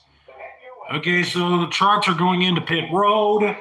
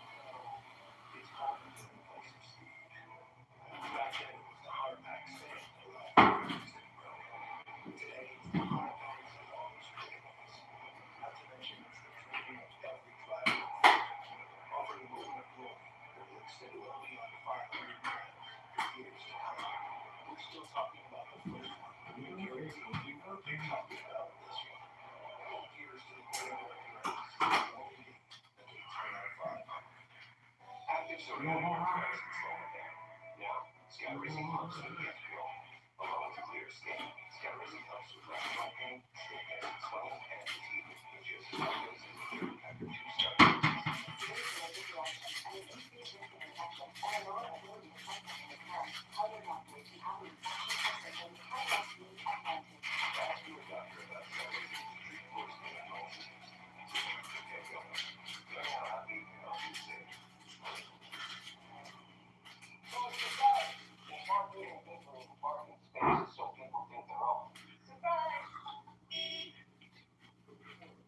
hear you, Jerry. Right. Yeah, can we get a system where when someone's bike is in the shop, then we can borrow someone else's? Or you can get a phone from our number one motorcycle insurer and change your safety logo again.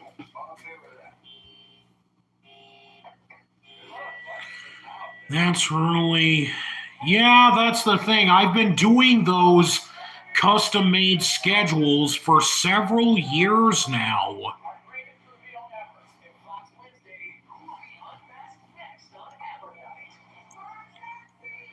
And he's most out of control character yet. In all new Masked Singer, Wednesday on Fox. Here's a clue on NASCAR speeds.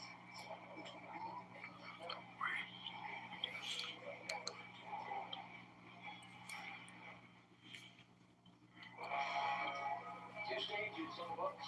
Season opening race for the NASCAR Craftsman Truck Series here at Daytona. With Michael Waltrip, Bill Parker, got Adam Alexander. Thanks for being with us. You bet. Which is a lot of hot circumstances. Rain showers, crash, brought out a red flag, maybe some more rain, or extended the red flag. But we've got two stages complete. So this race is now official. Christian Eckes gets a stage win.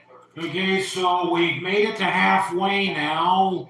We're, well, almost halfway, about 5 laps away from that.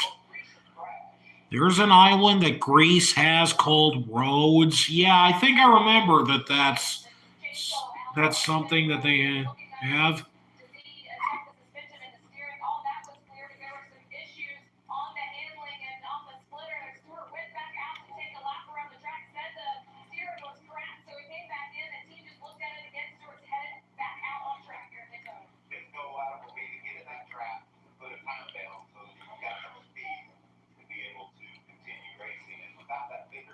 Yeah, Kligerman was also involved, and that sucks because I thought he was going to have a chance to win this. But I guess we'll have to wait and see what happens in the Xfinity race tomorrow night.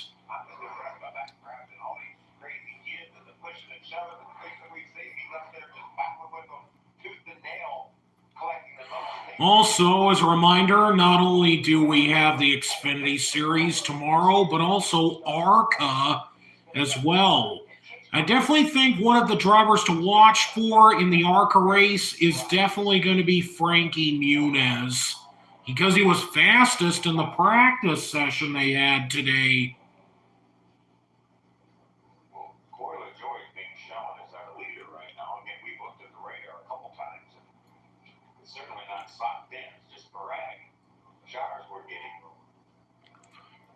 Still shows like light rain showers.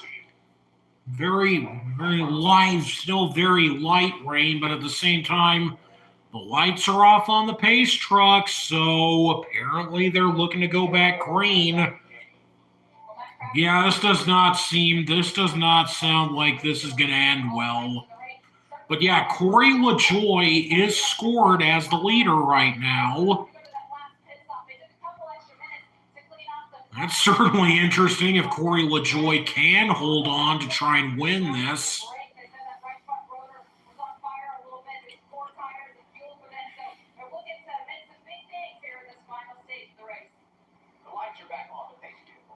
Oh wait, lights are back on the pace truck.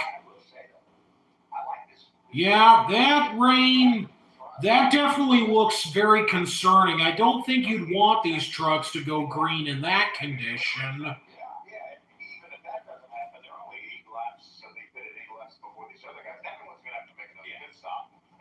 Oh yeah, that definitely looks Very concerning. Like everybody else to do on one more stop time, what you need to do for the final stage, Regan. When Chris Lawson had planned this out a little while back, remember they stopped 2 stops ago, took the 4 tires. He was happy with that truck when they took the 4 tires and has been happy all night long. But the plan was to use that as a strategy play during the next stage so that they could stay out, get that track position that they haven't had yet tonight. That's been a factor until now. But the strategy had him buried in the field, and now he surfaced at the front. I still say it's a lot easier to make those kinds of calls when you've got a champion. Yeah, more rain. Just what we freaking needed. Now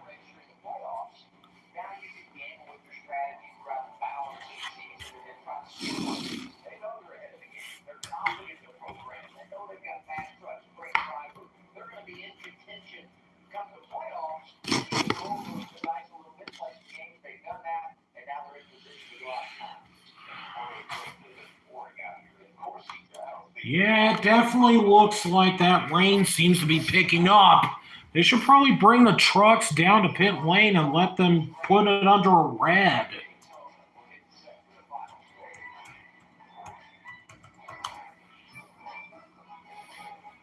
Yeah, this definitely is very frustrating. There's no denying that.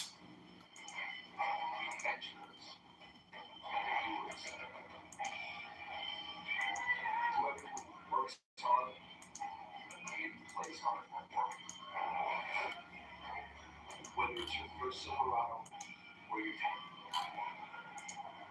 Thank you for making Chevy Silverado the #1 best-selling retail full-size pickups.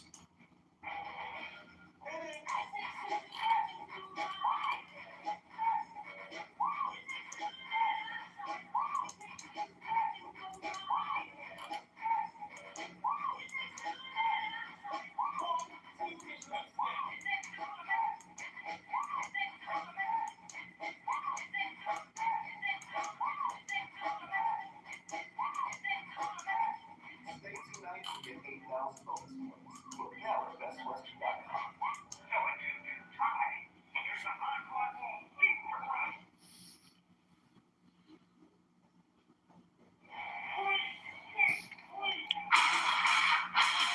I've got a peer-reviewed study right here that says you're a pussy.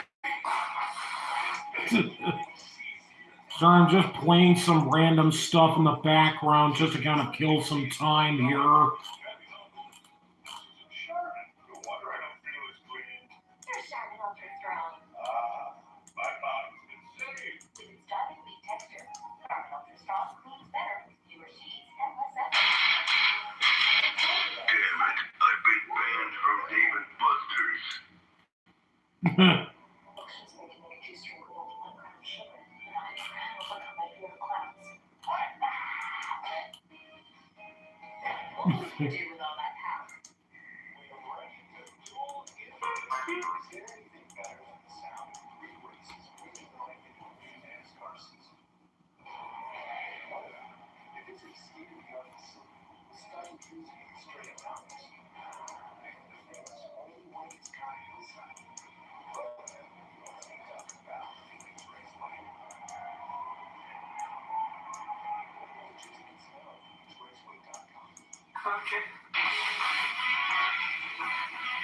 to bring balance to business travel and discover the equilibrium that works for you. At National, you're in control. Skip the counter. Choose any car in the aisle. Yeah, damn it. I've been banned from Dave and Buster's. Or leisure.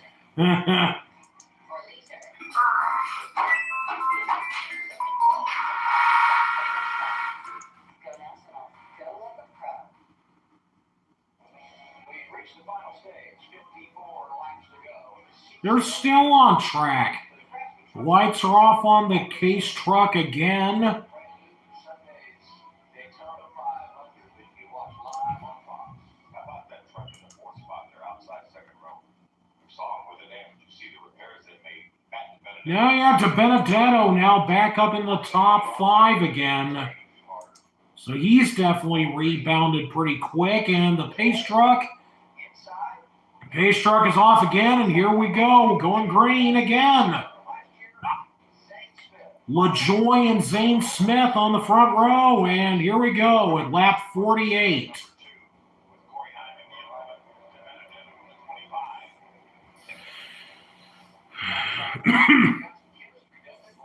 DiBenedetto now jumps up to second. LaJoy is falling back a little bit.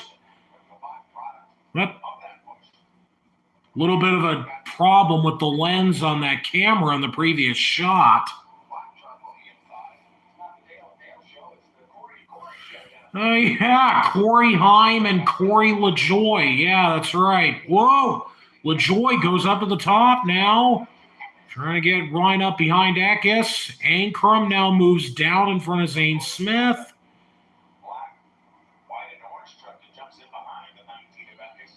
Chase Elliott now in 8th. Raja Caruth in 10th.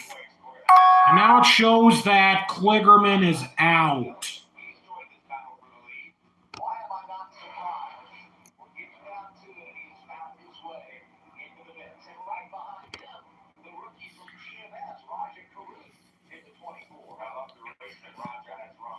Raja Caruth still hanging on to it. Now in 8th. Corey Heim now moving down in front of LaJoy, and LaJoy goes to the lead. Corey LaJoy with a very strong run in the Spire 7 truck. There he goes. Corey Heim, Corey LaJoy, and Tyler Ankrum run 1, 2, 3. 50. So now we've made it to halfway. At least I think we have. I think the next time by will officially be halfway. Zane Smith trying to go back to the outside, but can't get a good run going, and Ankrum now takes 3rd. Whoop. Chase Purdy and also Pastrana also in the back. DiBenedetto, Heim.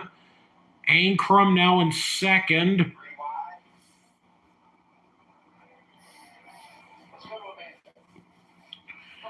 Okay, and now here we go. This time by, it's going to be 50 to go.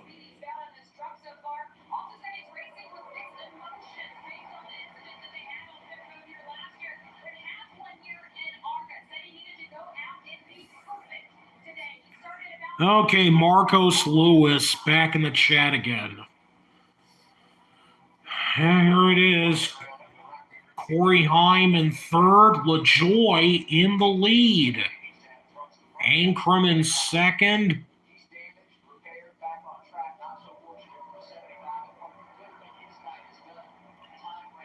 Yeah, so the night is already over for Parker Kligerman. Zane Smith now trying to make a run for the lead.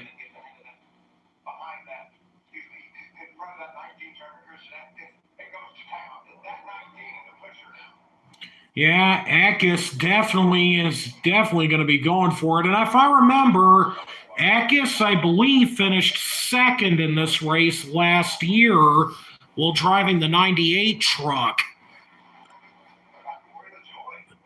And yeah, LaJoy, oh, he's making a big move up in front of Zane Smith.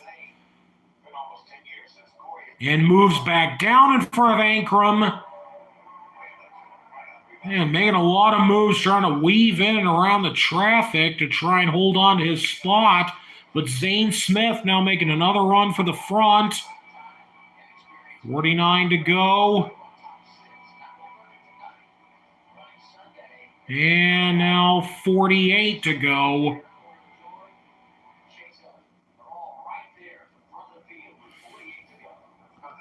Corey Heim in 3rd. Well, now it shows he's in 6th. Chase Elliott now made his way into the top 5. Caruth in 7th. Colby Howard 21st. Chris Hacker 22nd. Sanchez 23rd. Friesen 2 laps down. And yeah, Dean Thompson now in last.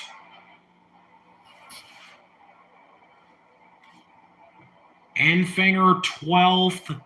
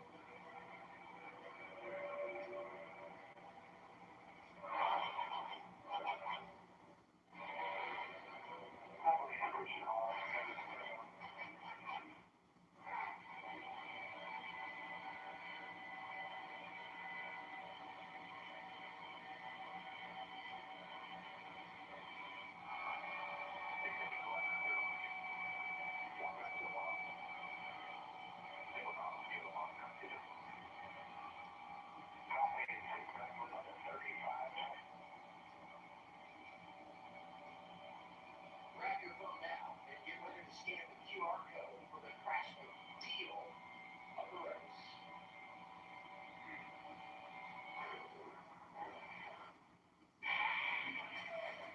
Craftsman is back. And to celebrate our return to the NASCAR Truck Series, we're offering racing fans different Craftsman deals throughout the season. Because teams can count on Craftsman tools to get the job done. And now you can too. When you take advantage of the Craftsman deal of the race, you'll save on the tools that help you power through your projects. And this deal, well, it's going fast. So scan the QR code now to get the current deal of the race. The deal of the race brought to you by Craftsman. Oh, Craftsman now has this new thing with the deal of the race, I see. Yeah.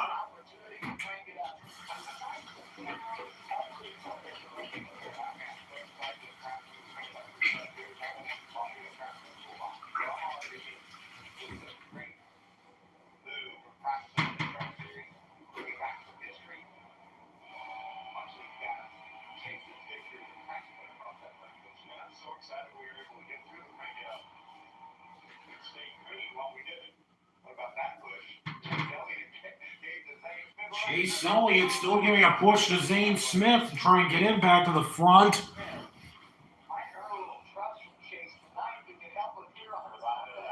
Now having cookies and milk. Corey LaJoy still out front with Eckes in second and Tyler Ankrum third. Zane Smith trying to make a charge back to the front on the outside lane.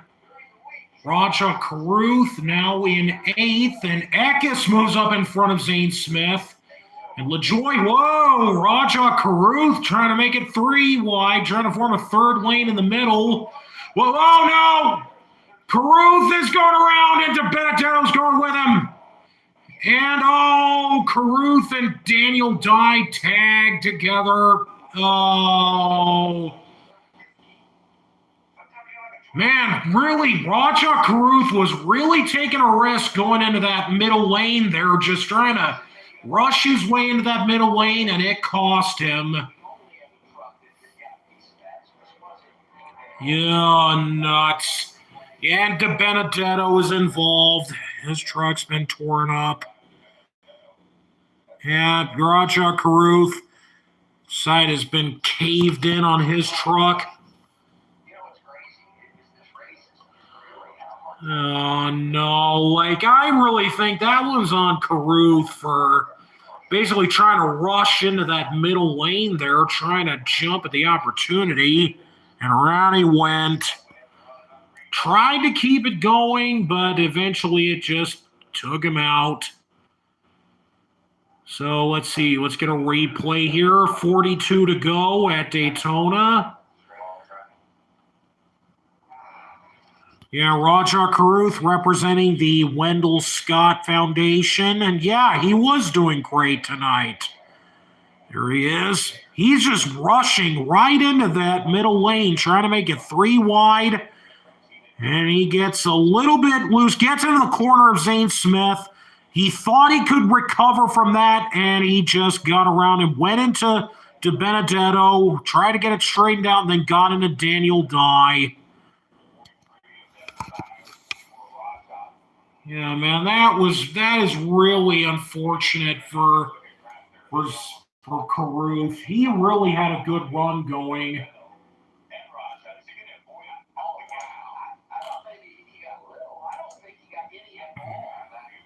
That was incredible. I'm on with Daniel Dye again in the 43 truck. See what he sees.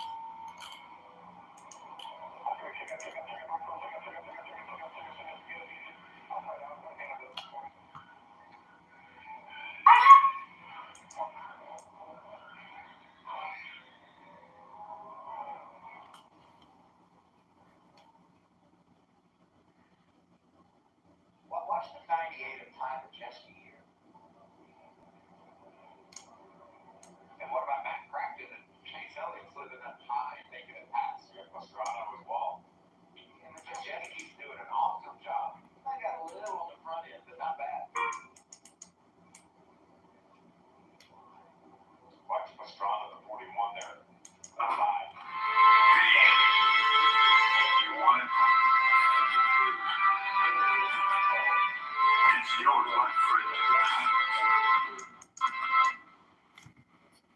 We see some strategy here. I think everybody comes down and Yeah, Daniel Dye is on the wrecker, so it's obvious that he is now out of the race.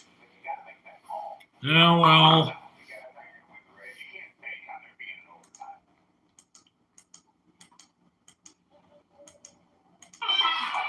Those guys have done their nice workout. They repaired that truck, got it competitive, and now they got to fix it again.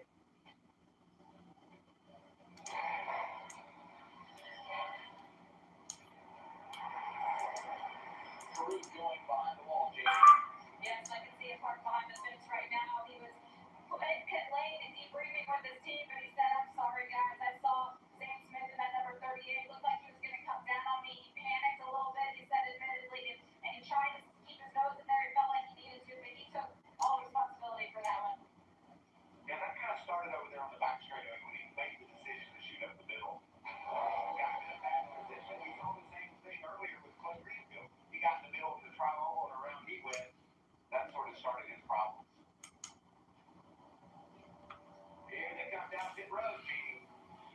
And for Ben Rose, that number 99, they're going to lose some track position here. They know that, but they want to get that damage the right way, so they're not going to have to come back here towards the end of the race. They're also going to take off some fuel. Amanda, Corey Hunter's on pit road right now, taking right side tires. They're going to take in 2 cans of fuel here, planning on running it towards the end. Said he wanted to go out and be perfect. So this is his chance to do it as we finish down here in Daytona, guys. But the first question you asked was strategy, Michael, and we're starting to see it develop here a little bit. Yeah, Corey LaJoy decided to stay on the racetrack. He was last pitted on lap number 34, so he probably can only go another 15, 20 laps, something like that. 6 caution for the night. A handful of traction balls, including a couple of these. Watch that guys network. Way back there.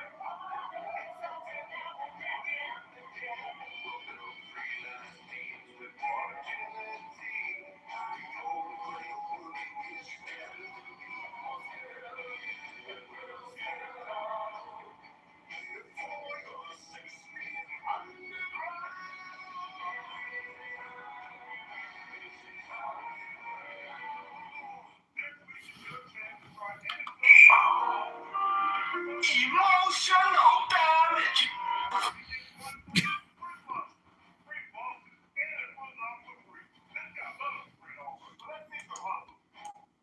For COPD, ask your doctor about the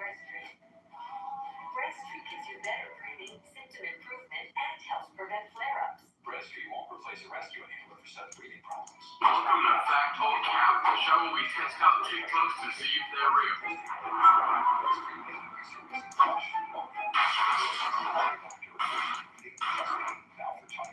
Problems urinating, vision changes, or eye pain occur. If you have COPD, ask your doctor about breastfeeding. Think mom's not about the baby. Yeah, DiBenedetto's still not wanting to quit, but I think his chances of winning might have just been diminished. You just can't stop getting rewarded.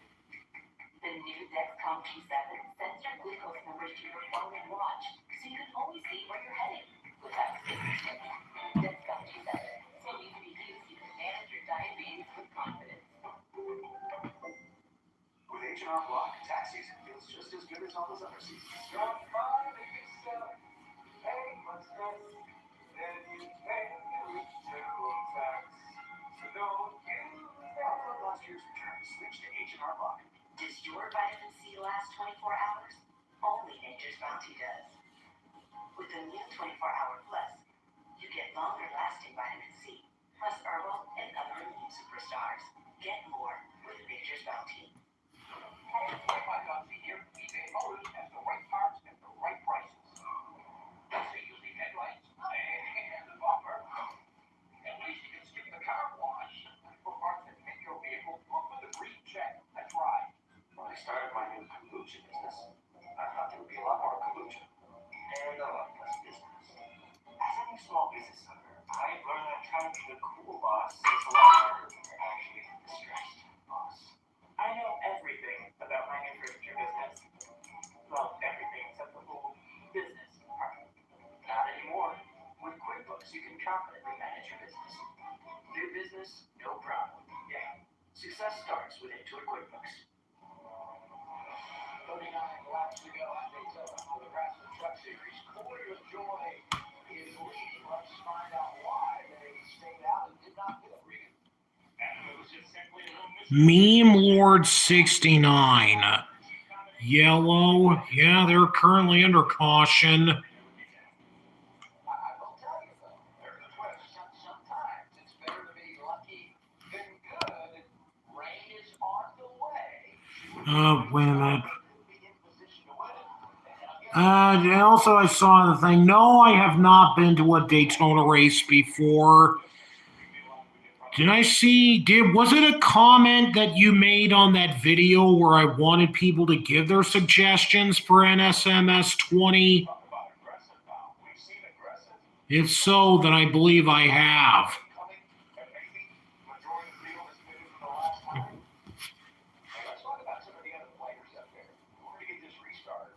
You got Anchor, you got Zane Smith, Teddy Hill, part of that mix up there.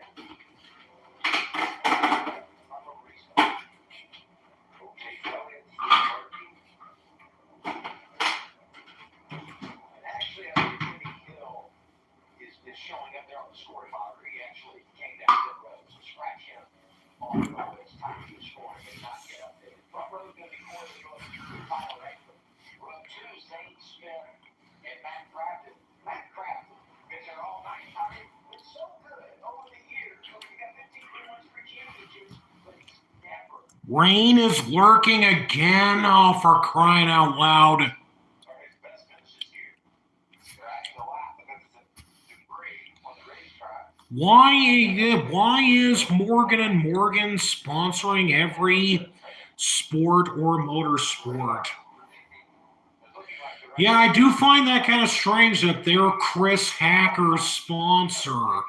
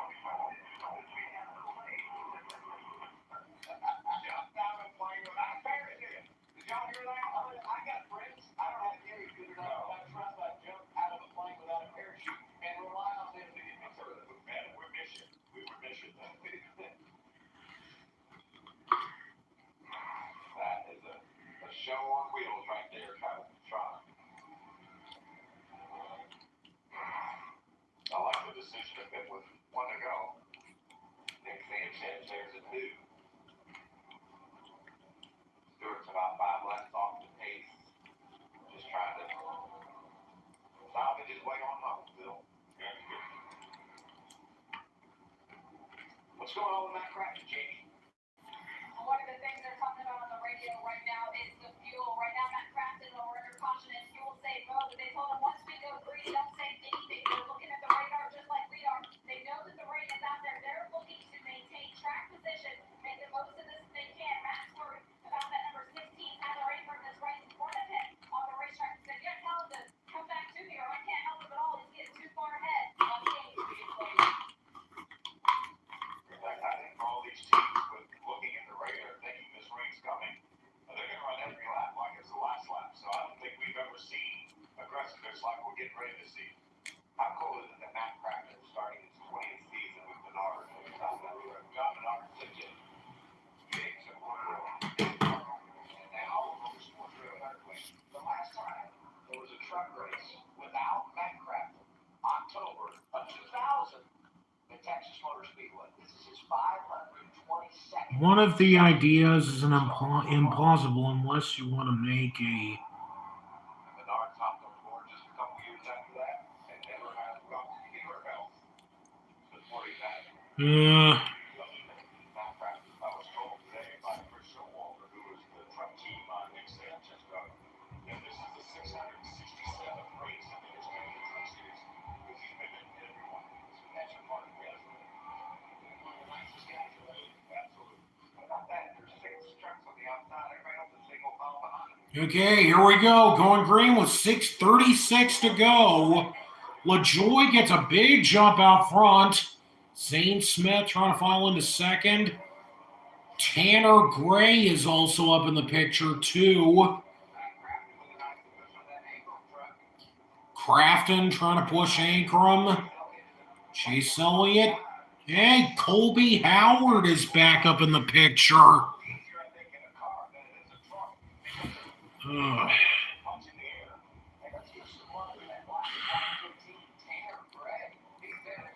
Hey, here comes Zane Smith. Oh, LaJoy getting split from the inside, from the middle.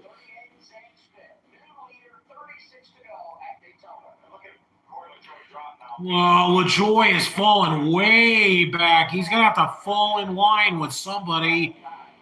Oh, jeez.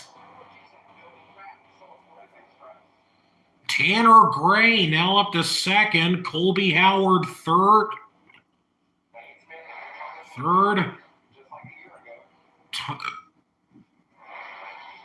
Ty Majeski in 8th. Heim 9th. Eckes in 5th.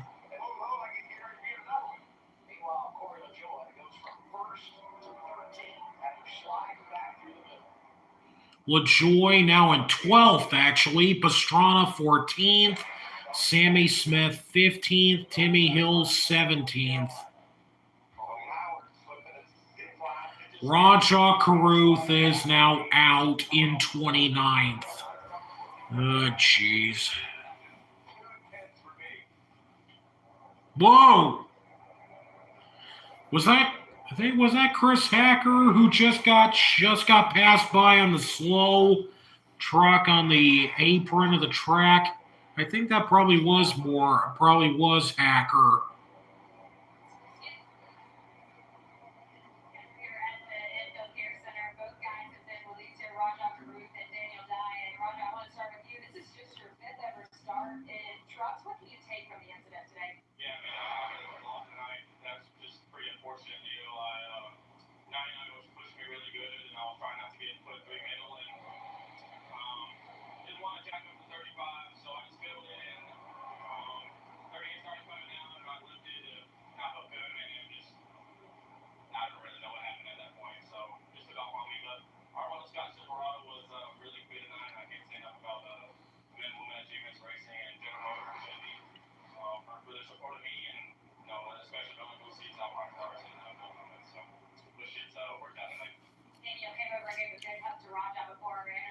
Told your team top 30, boys, but when you recap this Daytona experience for you, what do we think of? Yeah, it's been crazy for us, not getting to practice, having a little trouble qualifying, but overall the race, I was happy with what we had working. I was just trying to learn. I first, stage was kind of our practice plan. That was us training my practice there, but having trouble coming to the The Canadian Jason White is now slow on the track. We were in the mix there for a second, just got caught in the middle. Thank you, Amanda. Caution is out. We knew the rain was on the way. It has arrived. And with that, the yellow flag waving once again. And Zane Smith in a familiar spot, both in Daytona and what he experienced so much a year ago. That's out front in one of these races.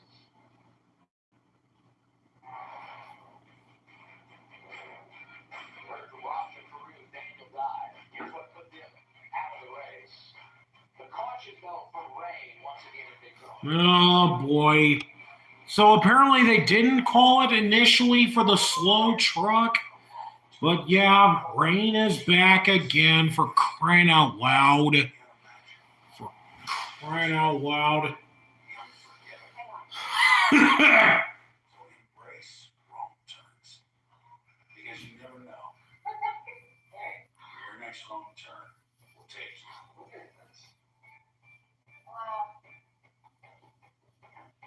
Toyota, let's go places. Bread doesn't go bad after a day. So why would we just give it away when we can still sell it? Because, well, bread doesn't go bad after a day. And while donating it may be a small act in this world, on this table, it will be big.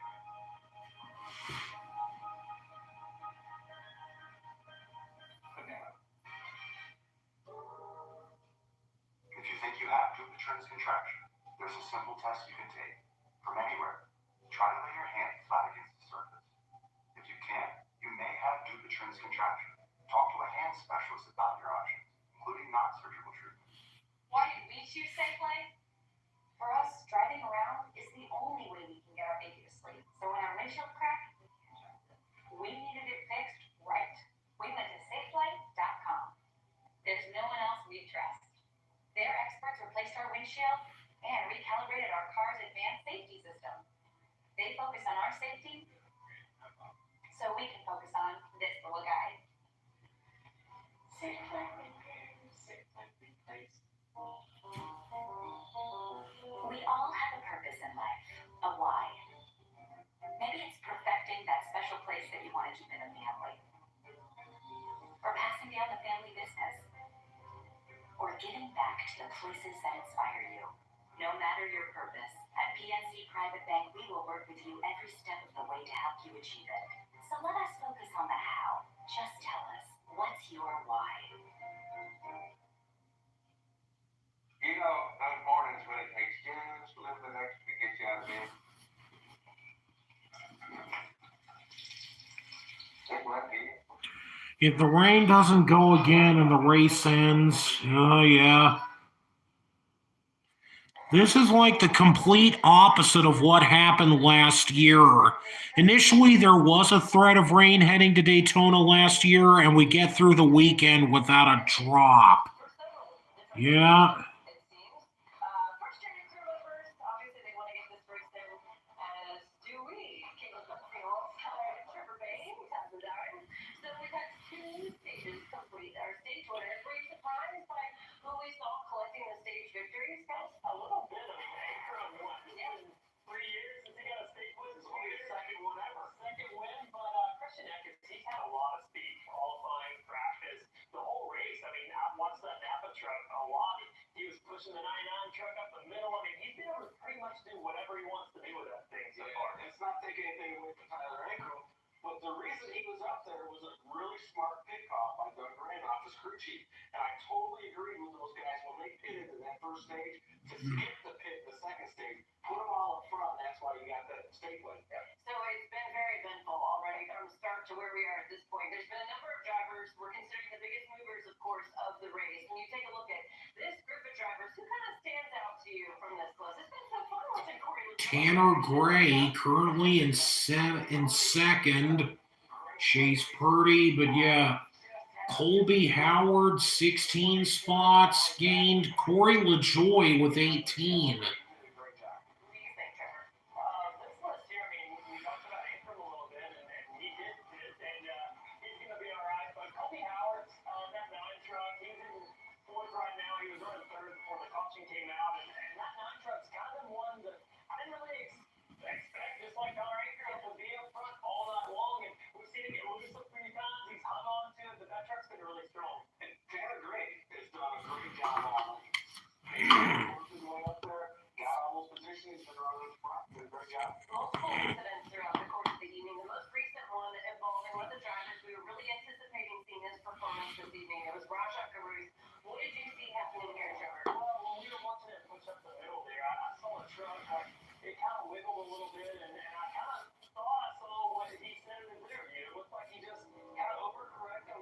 which in that situation, everything's amplified. Here's Dylan's up. He's in the middle where he didn't really want to be. And as soon as he saw the 38 of Zane Smith come down just a little bit, I saw that little bit of panic, and that gets the truck a lot of black out of control. Yeah, to me, that's one of those things where I say experience pays dividends. He's never been in that kind of position in any kind of racing he has been in, and he made a small mistake. It cost him. It has been very exciting so far. What's it like for drivers to stop and go? Oh, I guess.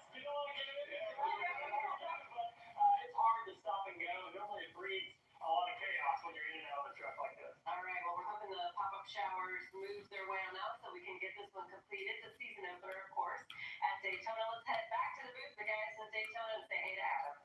Thank you so much, Caitlin. And now grab your phone and get ready to scan the QR code for the Craftsman deal of the race.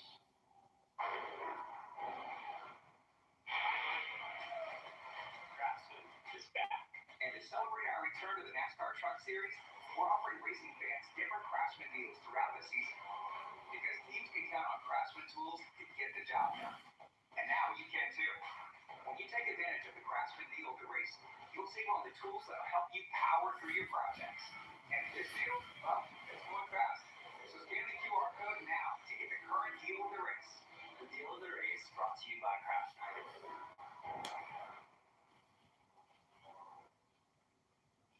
Under caution for the seventh time tonight, 29 laps to go. And the yellow flag is out for rain, but once again, it's not a heavy rain. United red flag in this race. And the trucks continue to make their way around. We hope, and the radar has been broken up. So you just hope that these isolated showers shift away. Yeah, 29 to go, and they're still rolling around the track under caution. Tanner Gray still in second, Colby Howard fourth. Strategy call to get his driver Zane Smith back to the front of position. You guys are familiar with it in the races in Daytona here. What's your driver saying right now? Is it rated too hard? Does he want to call it right now? I think he wants to win this thing under green just like anybody. But no, he just said it's pretty slick out there right now. He just said that. So yeah, I'm good with it either way. Winning under green, winning under caution, whatever. Trying to get back to this group of guys as well and yourself. You got her big compliments. You guys are actually crewing the car that he's going to be racing in the Daytona 500. You guys raced your way in last night. How much of a high is this whole team on right now? Yeah, pretty cool, man. Really cool to be able to share that with Aaron. His first start at Daytona 500, and for us to do it. It's the same group that won a championship last year, the truck team. So yeah, it's really cool, and we're looking forward to this on that. Things going very well for Chris Lawson and Zane Smith right now, Adam. Yeah, they really have played the game perfectly tonight. And to add another nugget to his resume, he came into the evening with 999 career laps led, so he's now gone over 1,000. And here's how he got the top spot. This could end up being a path for the win right here. Yeah, they both squeeze around Corey LaJoy. Zane gets the lead. Tyler Abram leading that outside lane. But what a great move that was. 28 to go, still rolling around under caution. Now lines up. And that second spot, great run for him tonight. The rain all night has been the kind that you barely turn your windshield wipers on. In fact, it's that kind of rain where you keep turning them on and turning them off, right? It just never materialized fully. But you got treaded tires and you're running 60 miles an hour on the road. This is a good point. And for right now, I guarantee you, Zane Smith says it's pouring. I said that like someone who's never driven a race car. Gotta be fairly easy, right? It wasn't that bad to me.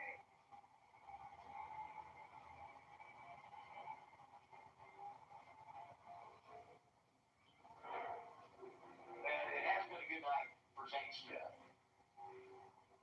But I think, you have to give a call to some of these other drivers up there. Christian Eckes wins the stage. He's running third. I mean, we can't. Also, yes, I am planning to do a video about this weekend's races. Good player in the championship chase. Other than he's missed about every wreck we've had. He's right in the middle of it. And Tanner Gray's been in every race. He's running in second. So there's some great stories out there. What a crazy night.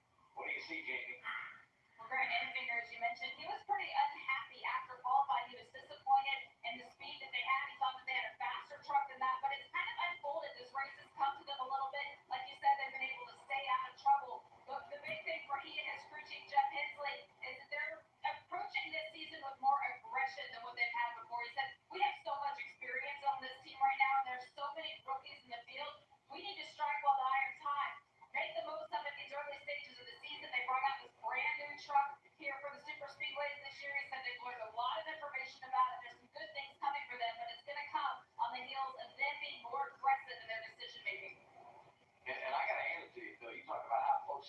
so many accidents tonight, but that truck looks really, really good right now, doesn't it? All right, tomorrow on Fox, it's a UConn basketball doubleheader. First at 11:30 Eastern, the 20th ranked men take the court against Seton Hall. Then at 2:30, the 6th-ranked women takes center stage as they battle the nation's leading scorer, and that will be Maddie Segrist, 14th ranked Villanova. It all begins tomorrow on Fox. Yeah, maybe that's not, but I'm going to tell you right now, my advice is on the Huskies, the men and the women. Solid programs in stores right now. How good is that women's team been for years and years? Remarkable what Gino's done and the continued success, as you said, for decades at UConn.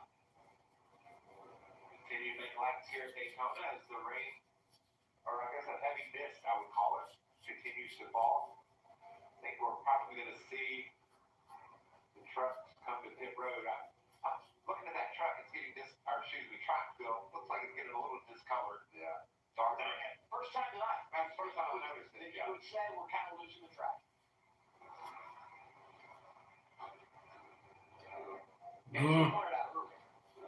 Oh, yeah, definitely looks like they're losing the track. Are they going to be coming down the pit road this time? They better be doing it. Yep, they're doing it this time. We're well past the end of our second stage, and so obviously this thing could come to a close if the rain continues. We know now this year they're going to run on the road courses in the rain for several years now, but a lot of the short tracks in NASCAR, now 3 major series, will have a rain package, just like a road course. When we go to places like Phoenix, short tracks like Richmond, Martinsville, I think it'll be crazy. We could see some oval track racing in the rain. I can't wait. I want to see that. But and that rule is going to be in place at every track a mile in length and less, with the exception of the 2 concrete tracks where the speeds are so high. That would be Dover and Bristol, and there's more banking there, obviously. So we won't do it there. But all the other tracks a mile in length and less, we're going to have a rain package where we could potentially run in the rain. And we're talking about Phoenix. They go fast in Phoenix. You know what I love? I raced a Ferrari in the rain in sports car racing. They said the best way to be fast in the rain on rain tires is to run offline. Miss the line. I said, I'm your man. I bet I can miss a line better than anybody. You've had a lot of experience. I've missed it all my whole career. I got this. This is the heaviest the rain has been, as I said.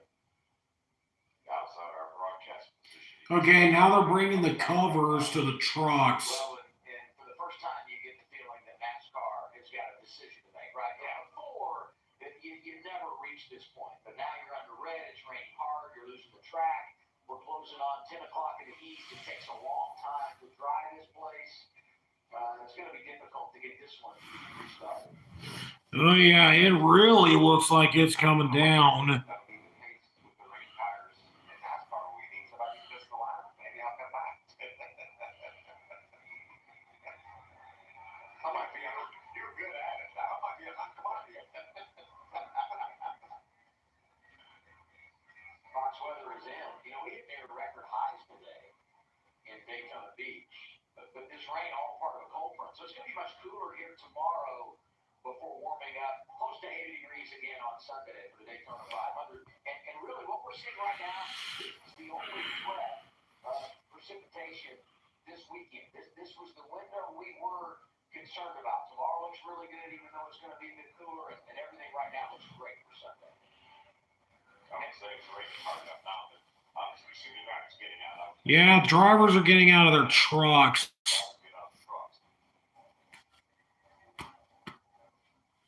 Zane Smith is now out. And that rain feels really nice to Zane. You think? Yeah, it's just refreshing. I won the Daytona 500 here 20 years ago, and it was rain short.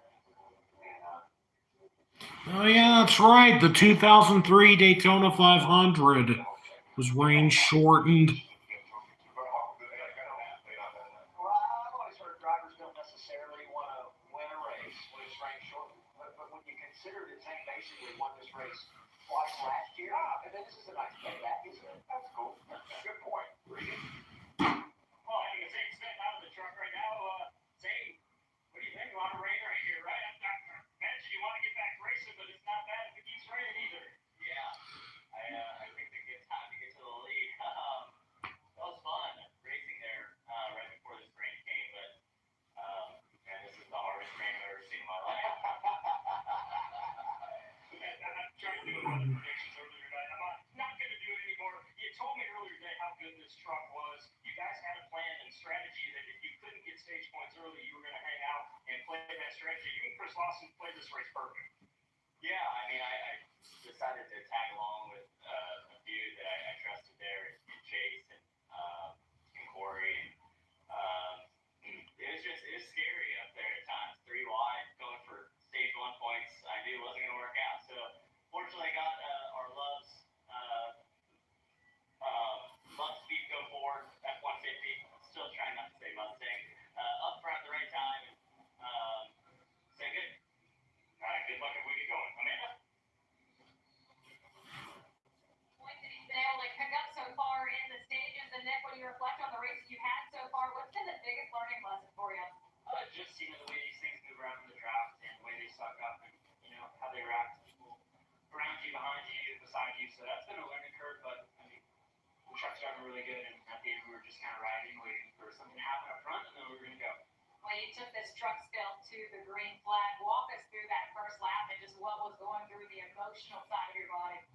Yeah, for me, I just didn't want to get too far up front to let the outside go around me, and that's exactly what happened. So, did a little stuff wrong in the start there, but figured it out, and, really getting acclimated to the way these things are driving, and I hope it drives up, because I think we got a truck. Congrats again on pulling your rookie debut. A lot to build on for the rookie out of Miami, Florida. So Zane mentioned he was trying not to say Mustang. He was here at Mustang last month, experienced great success. Sure did. And 4 of our drivers here, well, 3 of them plus Harrison Burton. This is them battling through the bus stop on the backstretch here. They end up both on the podium. Harrison and Zane go to victory lane with a win. That's a pass for the lead over Spencer Bailey right there. A great accomplished road racer. And Haley Deegan and Ken Rose end up finishing 3rd. So double podium for the 4 guys. That's awesome. Any win at Daytona is special, and those, you can tell by the smiles on their faces, that was a big one. It's a memorable 24 hours for Zane Smith. Think about everything that he experienced last night, racing his way in to the Daytona 500, make his second career Cup start here on Sunday, but his first ever in the Great American Race. And now, waiting out the rain and hoping for a second straight year he can win at Daytona in the Craftsman Truck Series. Well, Christian Eckes in 3rd place. Zane Smith told us just a couple of minutes ago, Christian, this is the hardest rain he's ever seen in his life. I got to imagine you probably disagree with that statement. I swear, if he Mickey Mouse is winning, Hello there, Hope Mania. Just saw that you were just in here. Christian Eckes currently 3rd. My pick for the win. You started off with the stage win here at Daytona. Been very strong all night long with this truck. How much does that mean to be able to come out and have this speed early on? I mean, a lot. Yeah, I mean, it's awesome to be here. Winning stages do what I feel like we should be doing, contending for wins. And we've done that so far. Like I said, just hope we do that here. All right, good luck as we get going. Thanks. I like his attitude. He wants to race, and why not? He's second, 3rd on the board, won a stage, and he's got a fast truck. Under the red flag because of rain here at Daytona. Active psoriatic arthritis and slowing down. Now, Sky Racing helps me get going. Along with others, Sky Racing helps with less trunk pain, stiffness, swelling, and fatigue in just 4 doses a year after 2 Sky doses.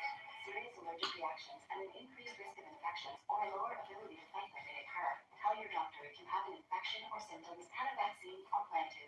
Ask your doctor about Sky Racing to treat your skin and joint symptoms so you can get going. Learn how happy can help you soon.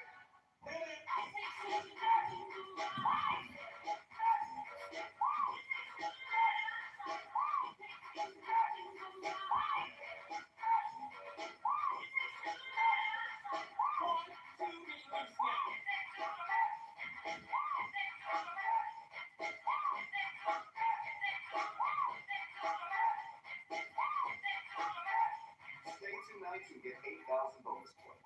Book now at bestwestern.com. Bread doesn't go bad after a day. So why would we just give it away when we can still sell it? Because, well, bread doesn't go bad after a day. And while donating it may be a small act in this world, on this table, it will be big.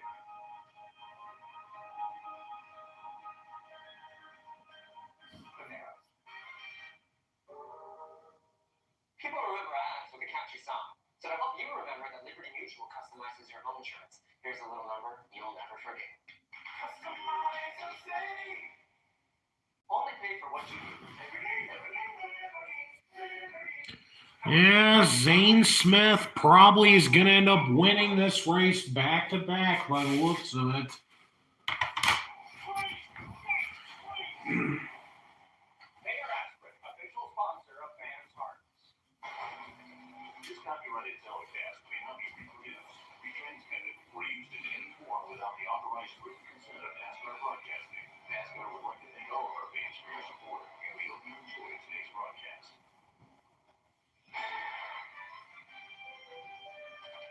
Tonight it's Mountain West basketball in Laramie, Wyoming. Cowboy fans hope the country ball in Ireland can lead the post and win over the Air Force Academy visiting Colorado Springs. Wyoming and Air Force coming up. 27 laps to go in the season opening race for NASCAR's Craftsman Truck Series here at Daytona under the red flag for rain. And we are drying the track, and if you look at it, Well, with all that bad, it's wet, no question. they're drying the track now. Dried up and return to racing, and I think Christian Eckes is leading the charge to make that happen, right? You made that known before we went to break, Jim. For Matt Craftsman, we talked before the race. He said it was one of the best trucks he's had at Daytona here in a very long time. Felt like we were in contention to possibly win this one. But now it's raining. We're under this red flag condition. You said that was the worst the truck's been all night right before this came out. What's unfolded? I didn't say it was worse truck's been all night. It was more the outside lane. The guy that was leading outside lane just wouldn't back up to me so I could get to him to push him. Our truck's really good, but you gotta have somebody in front of you that knows how to back up to you so you can push, be able to push him. And I wouldn't be able to push him until I got just before the corner, so we couldn't make the outside lane surge like we needed to.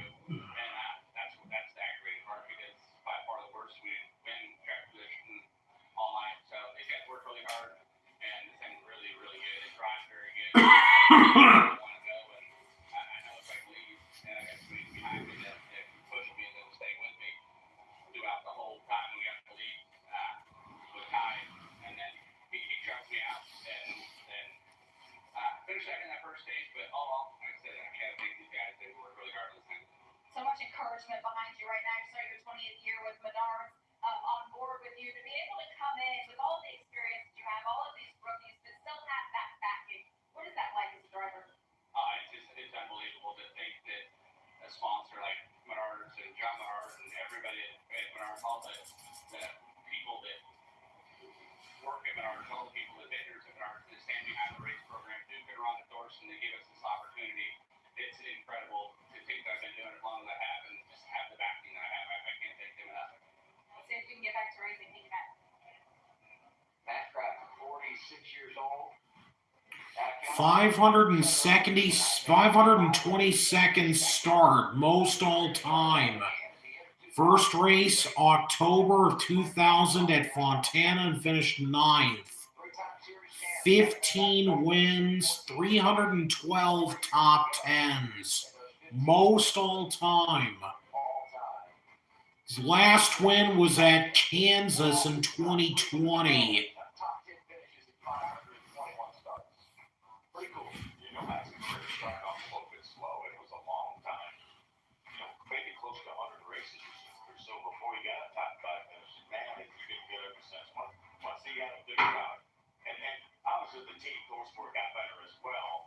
And tremendous career. Let's go back down to Regan. At Tanner Gray, another one of those drivers off to a great start right now so far this season, running in second place currently. First race with new crew chief Duran Donnelly. You guys seem to be communicating well, but I did hear you saying something on the radio about your truck not being able to get to the ones in front of you like you'd like. Is there some splitter damage or something we need to worry about there? Yeah, we have a little bit of splitter damage just from the first deal we got caught up in over here, and then also getting squeezed up into the fence over there. But yeah, and all in all, I mean, hasn't been as smooth as we want it to be, but we're in a good spot right now, and just kind of figure out how to capitalize on it. I mean, obviously having the damage is going to make it tough, but everybody from Tricon Garage has brought really fast set-up tools here at Eckes Tundra, so I'm excited. Like I said, not as smooth of a start as we would like, but they're not always perfect. So we just got to figure out how we can make the end of this race play out the way we need it to, and put ourselves in a good spot. When I walked up to you, you're in the middle of an in-depth conversation on the phone. Can you clue me in as to what that phone call was and what was taking place there? Yeah, I was just talking to Coleman Presley up on top of the stand there. I don't have a lot of experience being up front in these things. I don't feel like I'm the best plate racer. So I was just talking to him, and he was walking me through some stuff and kind of just talking about strategy for what we're thinking here on this next restart when we get back going. So, yeah, we're just going to see how it plays out. Certainly a good opportunity and a good guy to talk to. Coleman Presley, one of the best on the route there is. Amanda? Currently sitting in the 12th position, Carson Hocevar absolutely wants to finish this race here at Daytona. When you look at the race that we've had so far, pretty disjointed out there with the rain and the cautions. What do you make of it? Good old truck series, right? It's full-blown chaos. You don't know what's going to happen in the next lap. Hopefully this rain stops. Mother Nature figures it out and wants to see us go racing again. I got a really good teammate, Travis Pastrana. He's used to being either all the way out or firewall deep, and that's what we want to do. We want to be up front. We want to have a shot to win for both our white Chevys, but ultimately, it's tough for me to look at that screen because they're all guys I know we're going to have to race in the points and they're ahead of us. So I want to go out and get more points on them and try to outrace them and try to get to victory lane. But overall, our truck handles really good. It drives just fine. I love where it's at. I wish I could have got those last 5 laps. I knew that was going to end it. Well, you told me that Daytona is not your favorite racetrack, but when you talk about the good old truck series, what's your intentions on the season? I want to win races. I'm here to win races, and this one kind of puts my hands in everybody else's face. So there's $35 ticket time box, and they got the 36. We're just sitting in almost. We're all real greedy at times, but it's entertaining to the fans, and that's what's more important, and that's what pays bills. Jamie? For Colby Howard, looking at his name on the board right now, having led 2 laps, that put a big smile on your face just seeing those numbers up there. The effort that this team has put in to start off this full season range for the championship. Well, how has this race unfolded for you? Yeah, it's been pretty hectic. At the beginning we started in the back, and we had a good strategy right there, and got stiff front for a little bit, but we got shuffled back. Some of the guys don't really like me up there, I don't think. So I think I have to stay on the bottom and just kind of make them push me. But no, it's a blast running up front, and hopefully we can keep going. When I first came over, nerves was one of the words that you used. You said it's getting pretty hectic, it's nerve-wracking. How do you manage all of that when you're behind the wheel? Yeah, we led some laps last year here in this race, so I got a little bit of experience being up front, being in the draft with some of these guys with aggressive pushes. So I already had a little bit of experience with that. So and we have some aggressive guys up front right now. So just trying to keep it cool and stay calm. Thank you, Jamie. Got word from NASCAR making progress with the track.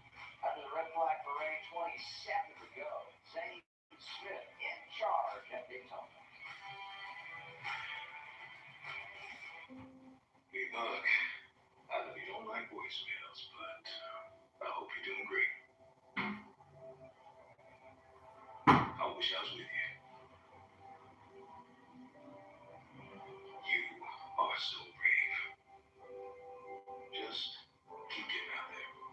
And I hope you know how lucky I am to be your dad. Toyota. Let's go places. To you, it may just be an elevator. Here goes up. But for a young homeowner becoming their parents, it's a learning opportunity. Come on, then. The more the merrier. Paris, huh? Bonjour. We got any out-of-towners in the oven? Tom, it is not easy. 10th floor, huh? Must be a heck of a view. Okay, see how everyone else is facing this way?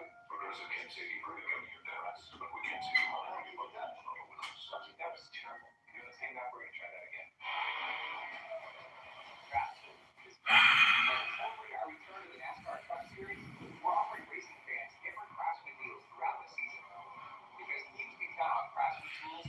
The track is wet and it doesn't look too bad, so there's still a chance. There might be a chance that they could get this race going again, at least by the looks of it. Brought to you by Craftsman. This inline NASCAR experience is between the future and the past, between headlines and tailspins, between making history, between the sweet taste of victory, the feelings of defeat, and the NASCAR Experience Series. There's a thin line between being the name they know and being the name they'll never forget. Let's take a journey through this great nation. I want to see what they saw. I want to see what changed them. This land of the free. If you get filthy, stinking rich sports, this home of the brave. I was honored to be that person. I was somebody else created at big stars. Round of applause and join us. Anybody else been fired recently? Big ideas. America is born. Welcome home. Okay, here we go. Welcome to Fox Nation. America is screaming. It's called the birthplace of speed. We're still talking about the first one. I guarantee we'll be talking about this one, the Daytona 500. Well, welcome back to coverage of the NASCAR Craftsman Truck Series from Daytona, where track drawing efforts are underway. It's starting to look a little bit more dry after we've had a series of pop-up showers throughout the course of the evening out in Florida. I'm Caleb Benzie alongside Trevor Bain, top of 9. And this is just the race that's going on anyway. Seriously, it's been going for quite a while, but Zane Smith finding himself kind of on the positive side right now. No, I have never been to a NASCAR race as long as I've been a fan. I honestly wish that there will be a day that I do finally go to my first race, but I just don't know when that's going to happen.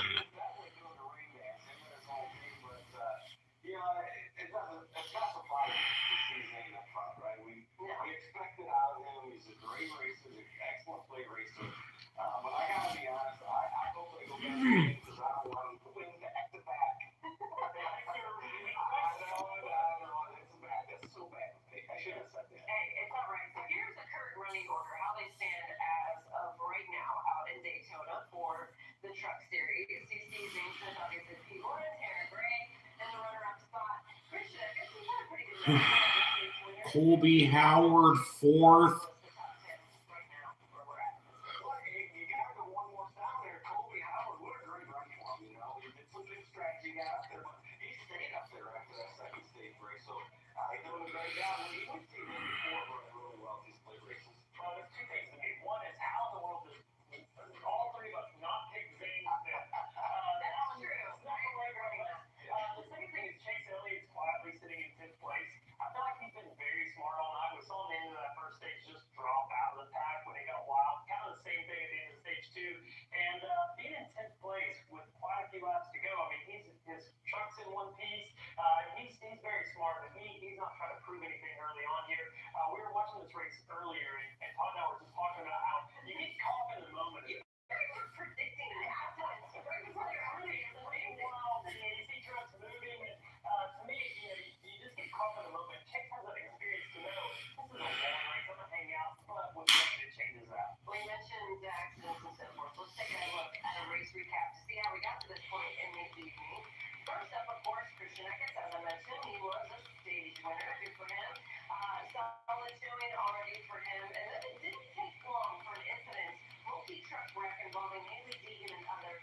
What did you guys see when this was transpiring? Well, to me, that was one of those deals. Clay Greenfield was just in a bad position. We heard on his interview, he said he's in the middle when the truck is not driving well. And Trevor, I'm sure you agree, if your truck's wandering and moving around, you can't put yourself in the middle. You're going to have an incident like that. Yeah, and this crash here, I mean, this was just aggressive blocking really early. We mentioned getting caught up in the home, that was the one. And that's both of those guys. They're freezing, making the block, staying committed to it, and they're staying committed to the gas. But he did say he had a lot of ups and downs, and didn't have an option to stay in the gas. Positive things for this driver, though. Tyler Ingram, the stage 2 winner. Obviously, he's one of the ones who survived some of the previous incidents in melee. Raja Karuta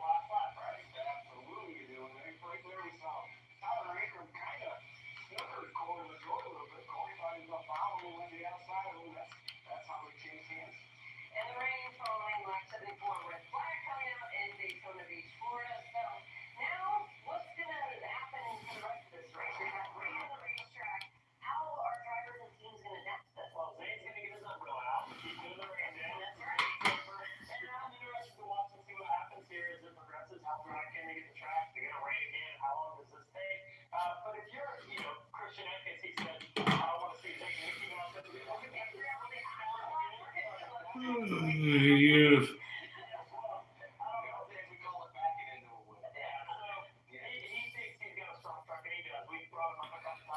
Well, Zane Smith certainly does have a good truck. But at the same time, I still got to keep an eye out at least on Colby Howard, at least on him to see if he can pull the upset.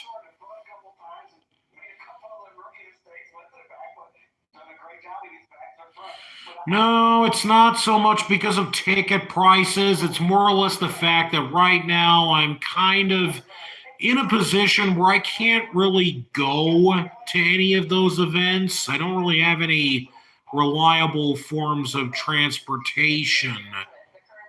And again, logistically, that is one problem. But yeah, affording a ticket and actually being able to get one is another thing altogether.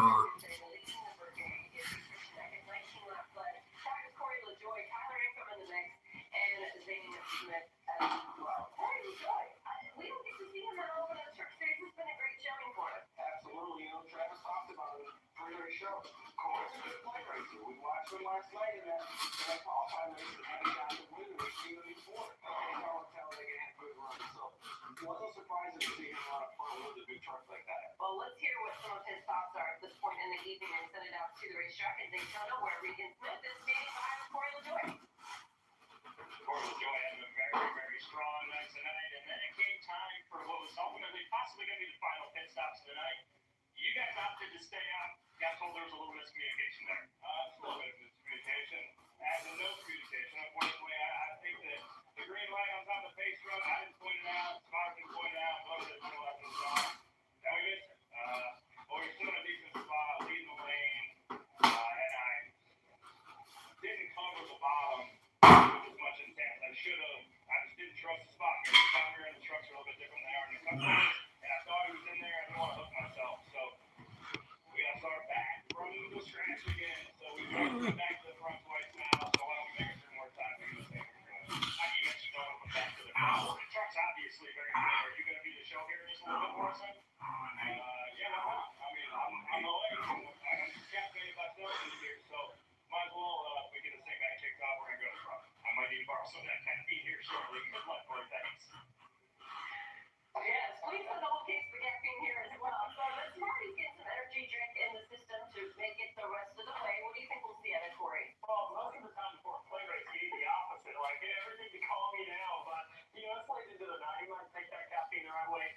Corey LaJoy's right. I mean, he's come from the back a few times to the front, and I think he can do it again. He's got the experience. People have seen he's got a fast truck, and he hasn't made any of those erratic moves that make people scared to work with him. We heard Matt Craftsman in his interview talk about Ty Majeski rooting him out as teammate. So to me, you try to build the confidence of all the trucks and drivers around you so that late in the race they'll go in and help you out. Well, the one thing we know Corey's a good play racer, and we also know Corey's not afraid to be a player. He's shown that his whole career, so he will be the show coming back. Well, you guys just mentioned Ty Majeski. He is one of the drivers who was able to go to victory lane several times last season. He is standing by out at the racetrack right now with Jamie Howe. Well, Ty Majeski started this race on the front row, led a couple of laps there, made the call to pit lane. What strategy calls unfolding here tonight? Exciting was the word that you used. What's made it that way? Just aggression, right? Guys are pushing hard, being aggressive, going 3 wide. I don't think anybody's very scared, and eventually something had to give. We're been at racks, been in the grass, so pretty eventful night for us. But Joe and all the guys brought a really, really good Road Ranger Ford F-150. We had some speed. There's a Ford lead, 4 and 6. So I think that and Craftsman are just outside the top 10. So hopefully we can go back green and get hooked up and get one of these 40 big races. So we heard from him, and we know that he had such a good campaign last season, right? What are you expecting out of him this year based on kind of a breakout season for him last year? Yeah, he got that monkey off his back and getting that first win. And he had a lot of pressure on him at the time to do it. Yeah, there's still rain. Sammy Smith really hasn't been much of a factor in this race, but then again, I think it's more or less about trying to garner experience.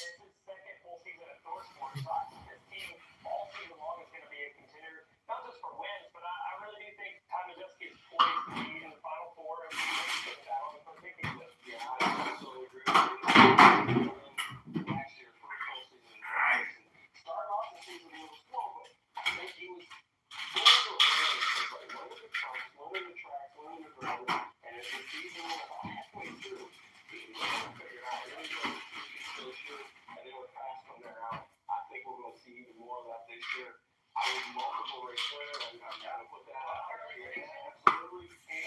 Daytona is going to be won the championship for. Okay, I love this. I love when you guys like pretty Strong in Daytona. That's always a good thing to do. All right, so here's the current running order right now for the season opener out at Daytona. You see Zane Smith, P1, followed by Tanner Gray. Colby Howard, how about that? Hanging out in the top five. Didn't talk about him too much yet today. Grant and Fairfax Daytona winner in the mix. All right, well, we hope that the track drying efforts are working out at Daytona as we are currently in a bit of a holding pattern. There is Zane Smith and his crew chief. They're waiting it out, hoping that maybe by some stroke of land they could get this race one. Otherwise, the drying is continuing. We're going to have more race coverage coming up after this. Craftsman is back. And to celebrate our return to the NASCAR Truck Series, we're offering racing fans different Craftsman deals throughout the season. Because teams can count on Craftsman tools to get the job done. And now you can too. When you take advantage of the Craftsman deal at the race, you'll save on the tools that'll help you power through your projects. And this deal, well, it's going fast. So scan the QR code now to get the current deal of the race. The deal of the race brought to you by Craftsman. And to all the Chevy Silverado owners out there, the adventurers, and the doers, to everyone who works hard and plays hard for work. Whether it's your first Silverado or your 10th. Thank you for making Chevy Silverado the #1 best-selling retail full-size pickups. We're bringing big back. It's bigger. It's cheesier. Big New Yorker for pizza. Big pizza, bigger deal. Very hungry. It's called a better place to sleep. Back then it was the hard pack sand allowed for records to go. Today it's the high pace and long straightaways. Not to mention it's the dream of every driver in the family. Offering a moment of glory that will extend well beyond 500 miles for years to come. We're still talking about the first one, but guaranteed we'll be talking about this one. Here's to the great American race that can only be the Daytona 500. Who said football season's over? This April, real football is back with the USFL. Reborn from the OGs. Plays, hits, dimes, drive so long you have to stop for gas. This isn't some Hollywood knockoff. This is right. USDA prime time football. Just ask these guys. You better recognize the real. Except no substitutes. Pro football returns this April with the USFL on Fox and NBC.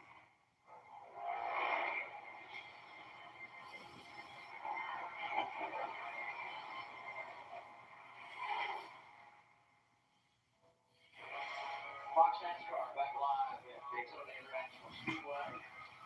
Rain is home to the season opening race for the NASCAR Craftsman Truck Series. 27 laps to go, and the leader, the guy that won here last year, Zane Smith, he's our reigning champion. And I would guess mixed emotions. You want to win this thing under a green flag condition, but you take it any way you can get it. I'm here with Michael Walters and Phil Parsons. I'm at Alexander, and I'm thinking about Zane. And what this would mean to him to go back-to-back. And to me, the best part of our studio coverage, that Todd Bodine admitted he's rooting against the same because Todd wants to remain the only driver to win 2 in a row at Daytona. Well, I got some bad news for Todd. I was talking about shoulder here, and I can see the turn to 1-2. The track is drying quite rapidly, so I think we're going, barring no more rain, I think we're going back crazy. And what a finish it's going to be. We saw how intense these guys get at the end of stages. I mean, it's been that way since my palms sweating. Crazy racing. Tom Majeski said it best. I've been in wrecks, been in the grass, and now I'm running the third spot. He's up front. He's got a shot to win. I almost think he's my favorite after all he's been through. The guys in the studio, so they think that the aggressiveness is going to really ramp up.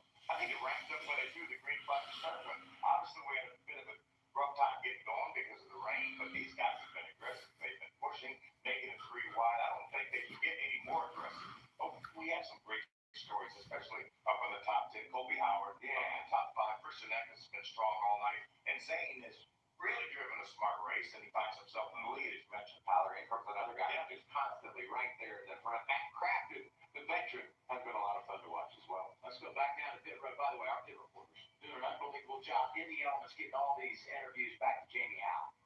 You mentioned the top five, and Grant Enfinger is the driver that rounds out that top five. You were disappointed following qualifying. You said we've got to be aggressive, we've got to be smart. How have you been able to do that and get yourself in this position tonight? Drivers back to the trucks in 27 minutes. So there might actually be a chance that they could get this done.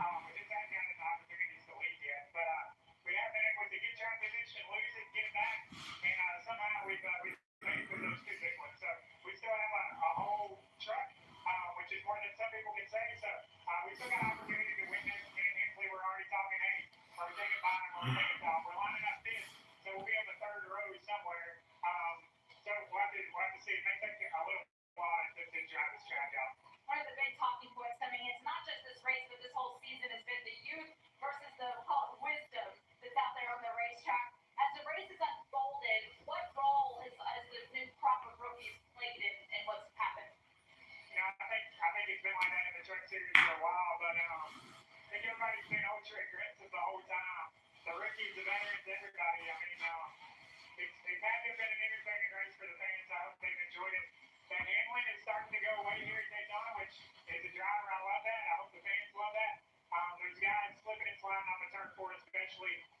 I feel like we're handling a little bit better than most. I'm not saying we're handling good off the turn four, but I think we're handling a little bit better than most. We got 27 laps to go. I don't see anybody putting tires on again. Everybody's going to want to have track position, so hopefully that's a factor for us in the end, and we can take advantage of it.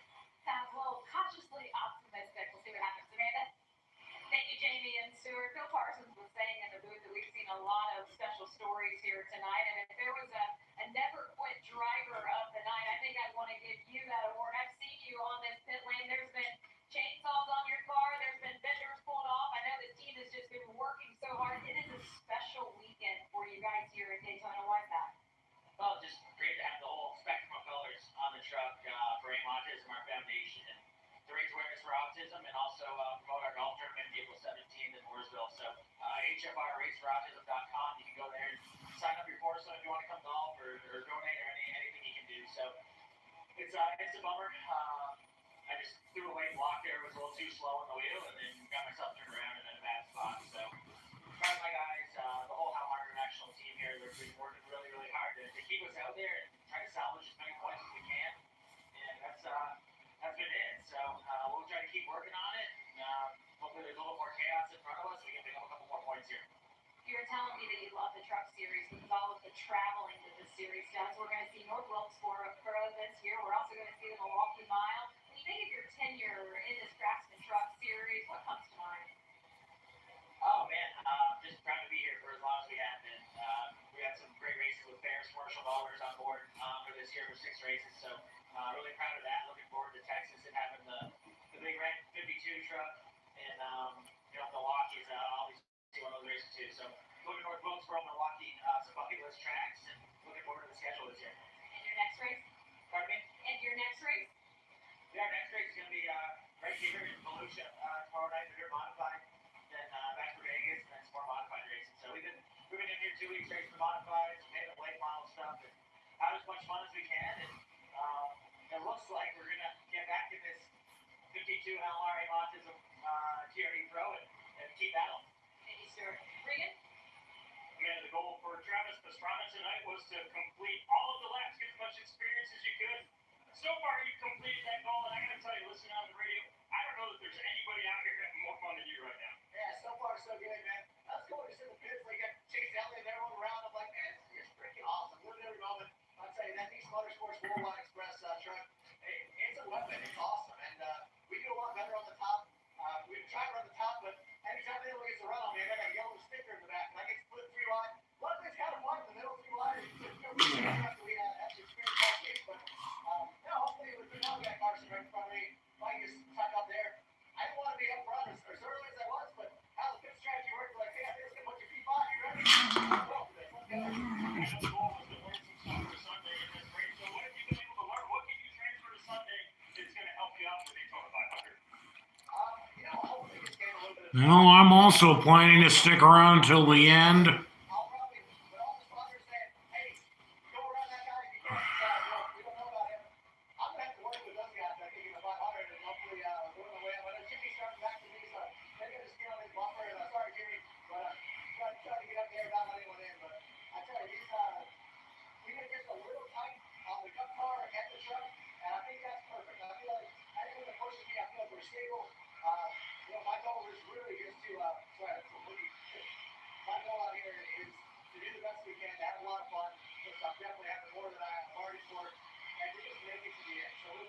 we'll see you out.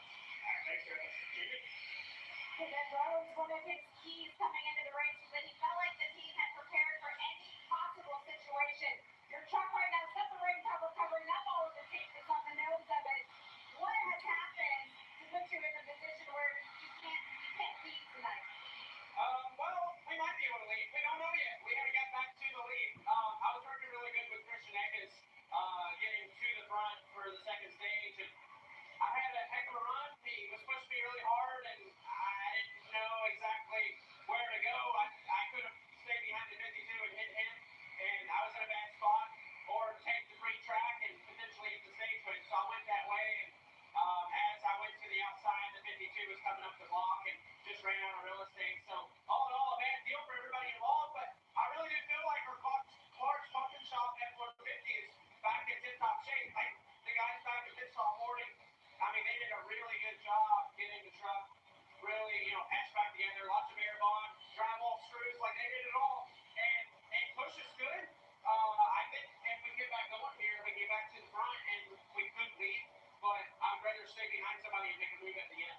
I know you had a reflective moment yesterday before practice, looking up and down the garage area, realizing that you're now one of the veterans in this series. I just kept a laugh out of that one, but when you think about that, you think about the experience the Truck Series has been able to give you, what do you do with it? It's been fun. It's been fun. I've been very fortunate to have a good run here in the Truck Series, and that all is thanks to Thorsport Racing and Duke and Honda Thorson.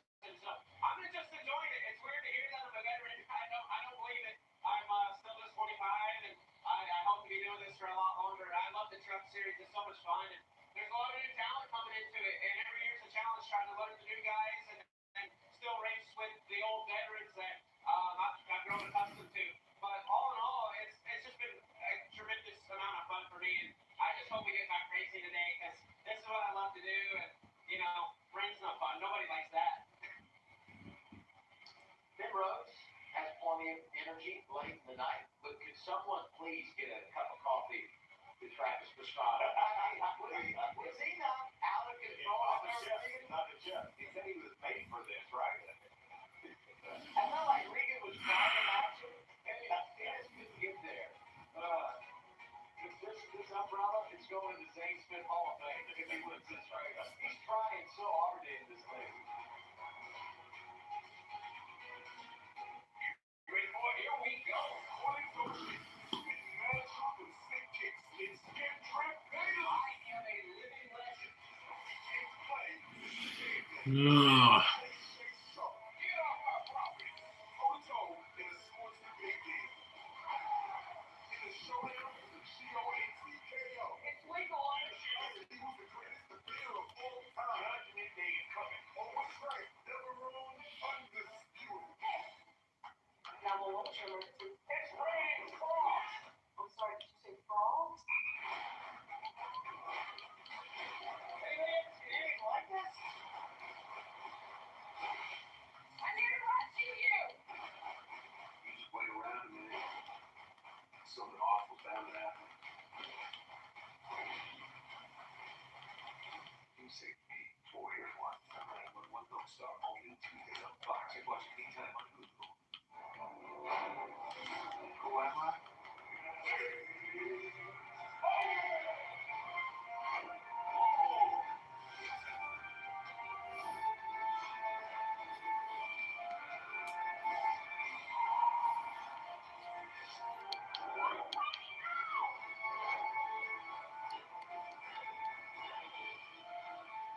Now,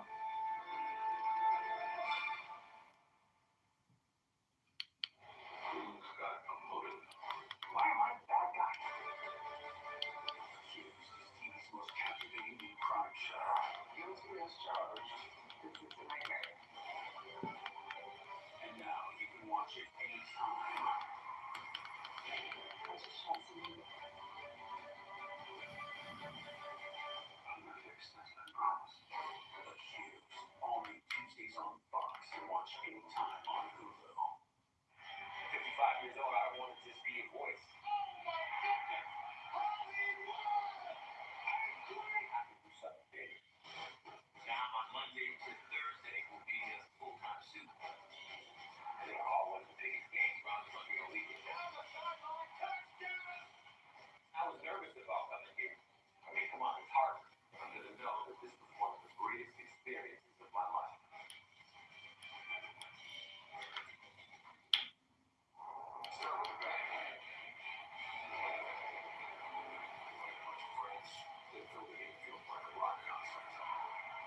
some star power and turn it look slow.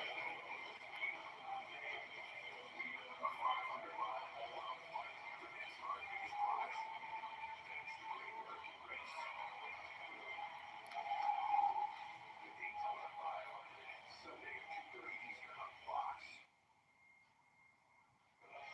Let me start with the good news. All right, it's not raining right now. We're making progress on the track, and we received word that NASCAR said to the drivers, stay close to your trucks. Those are all positive signs. We're moving. Okay, so they're looks like they're getting to the.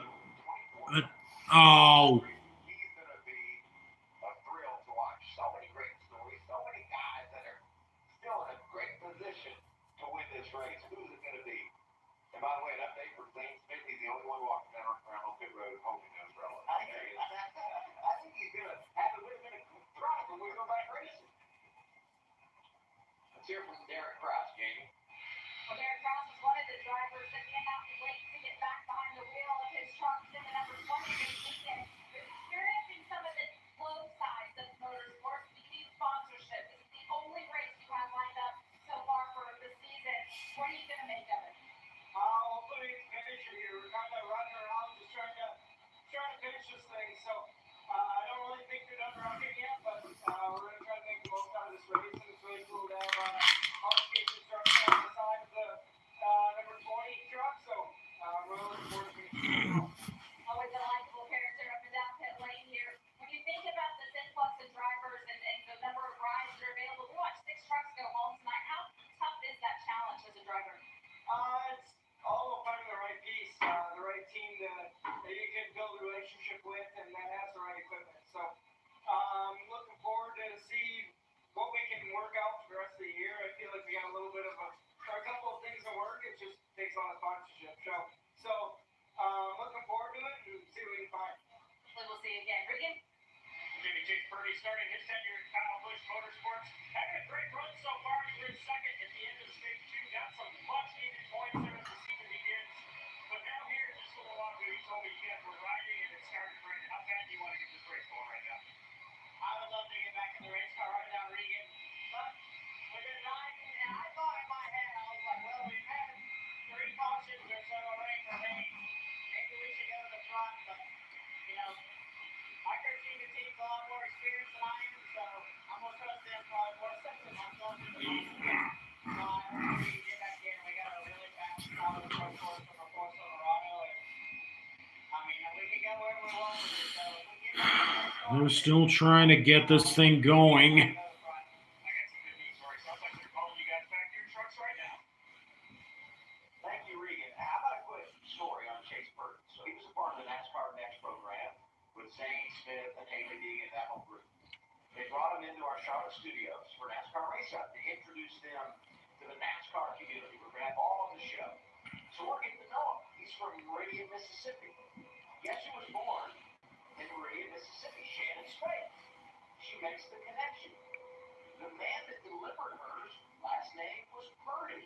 She says to Chase, is your grandfather a doctor? He said he is. They did the math. Chase Purdy's grandfather delivered Shannon Spade in Meridian, Mississippi. Oh, wow. Hey, it's big weekend here in Daytona. Tonight, all about the Craftsman Truck Series. Tomorrow, we open the year in the Xfinity Series. And Sunday, it's the 65th running of the Daytona 500. And the Daytona 500 is underway. Everything around us keeps changing. One thing remains the same.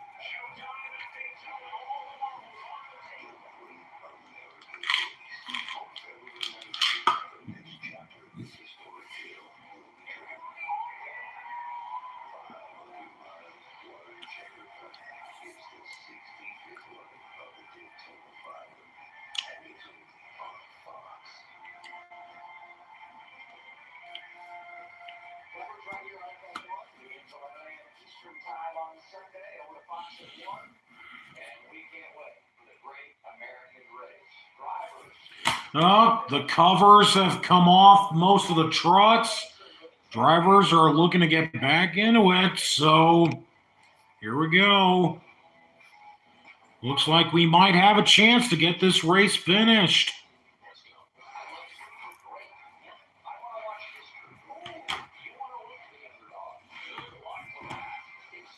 Homestead still in October with the playoffs. Just looking at my schedule here. Of course, North Wilkesboro is coming up in May, which is race number 10 on the truck schedule.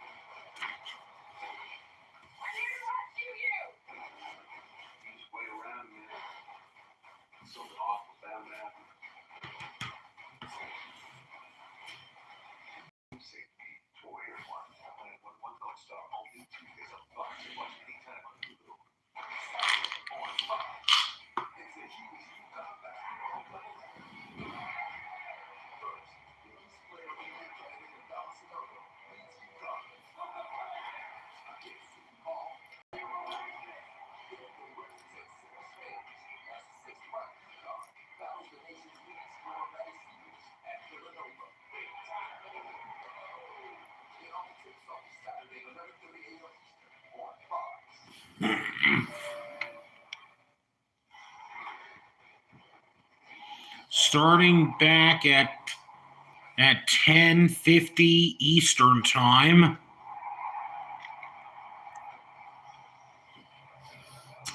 What was my favorite cartoon growing up? Well, I think it would be obvious to say that it kind of was SpongeBob, if I'm being honest. I think a lot of people would also say the same.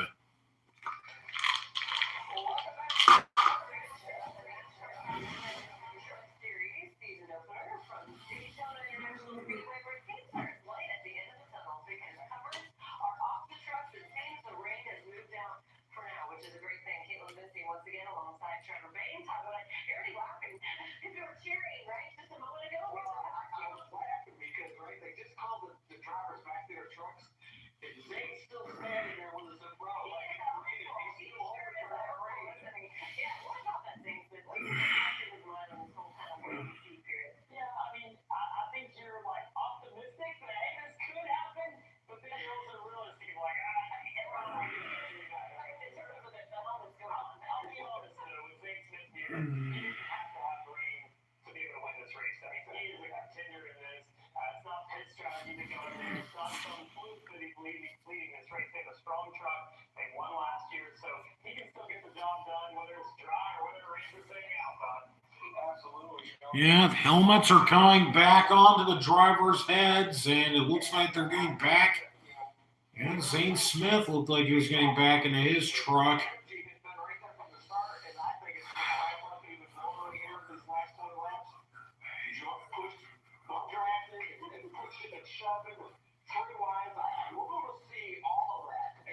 We're going to touch on that in just a minute. Let's take a look now, though, at the current running order where it stands in Daytona right now. Zane Smith, P1, Tanner Gray just behind us. Grant Enfinger in the top five, a past winner at Daytona. Good showing for time at Jet Ski, Tyler Amber, 49 this year. Has raced so many times at Daytona has never won there. That could change today. All right, so what do we think? When the race does go back going, what do you anticipate we're going to see? Are they going to be more tame because they want this to come to no way? At some point it's going to break loose again, but some names that you just mentioned there with Tyler Dusty and Corey Hine, I feel like they've had a quiet day, and sometimes that's exactly what they want from the end of Daytona Talladega tracks like this. You want to just be calm and kind of get everybody's confidence up in you, and then when it's time to go, you raise things up. Right here, you were talking about Dubai earlier.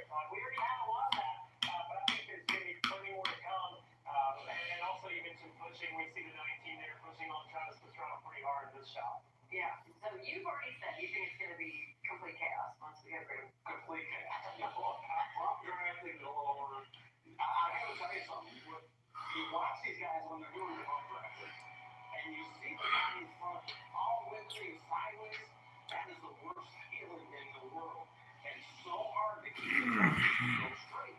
And when the guy doesn't get off you, if he gets you sideways, that's when you have problems. So hopefully, what you talked about earlier, Trevor, not getting caught up in the moment with bump draft and trying to get to the front, because that's when you get in trouble. But there's a huge technique to that now with the rules that NASCAR has of not locking bumpers. Used to, you kind of easily get their bumper and lock on and push them really easy. Now it pays off actually to shove pretty hard, push them out in front of you, and then hit them again. You can go for it.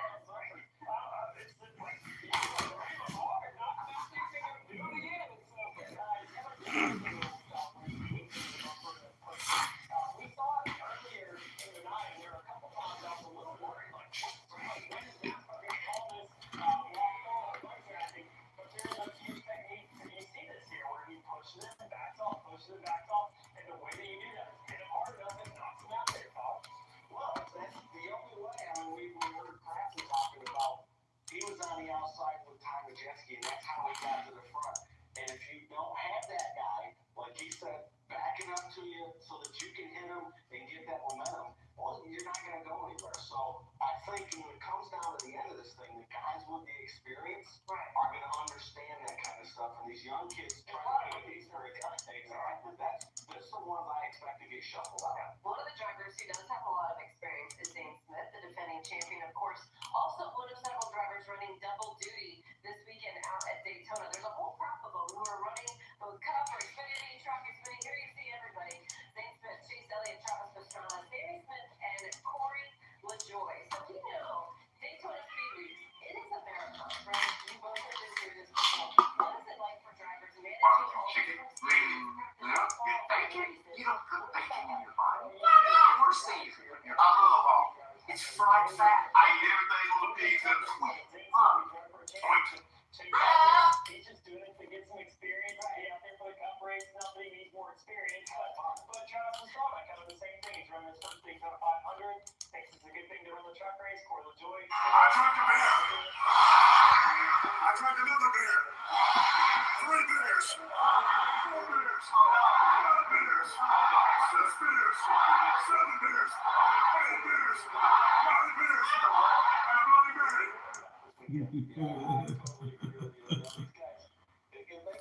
It's tough to go back and forth, but today it's a lot easier. That's right. And I have some good news for you guys.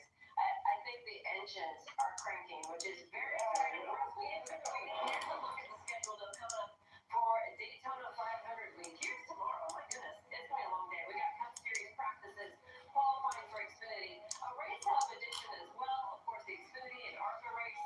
And there is Daytona 500 schedule for Sunday. You certainly don't want to miss the Great American Race. But we're getting closer to racing once again for the Truck Series, which is a great thing indeed. So we want to send it back out to the racetrack, of course.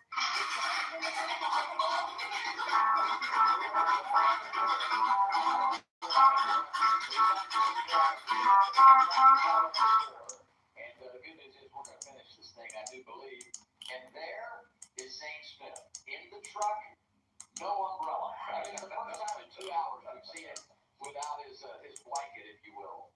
I think, I know that he would love to win it under green, but I think... Yeah, they're about to get started again. Stretch the wet. You got to appreciate NASCAR's persistence, though, for the fans. Yeah, absolutely. For people watching here at the track and at home, this race has been so exciting, so much action. It's going to be fun to see them close out these final 27 laps. Well, it's been right about an hour since we got this most recent rain shower, and then they worked hard to make sure the track was dry under green. And now I wonder, from the driver's perspective, what do you do to reset? Because, you know, we've said it so many times, this race is only 100 laps. It could feel like a sprint, but the reality is the fun doesn't really begin until you get inside of 20 laps to go. So where are you now as a driver, and what's your approach as we get going? Okay, that's not what's wrong, man. Ain't got no gas in. They're trying to run the most perfect 25 laps of their life they have run their whole career. They know the challenge, but they also know the reward that's out there winning at Daytona. So, but I'm going to tell you, I just don't think we'll see much different action in these last 25 laps that we've seen all night long. Pushing, shoving, aggression. That's going to be the story. Okay, yeah, now the trucks are rolling again. Yeah, I think if they look at the radar,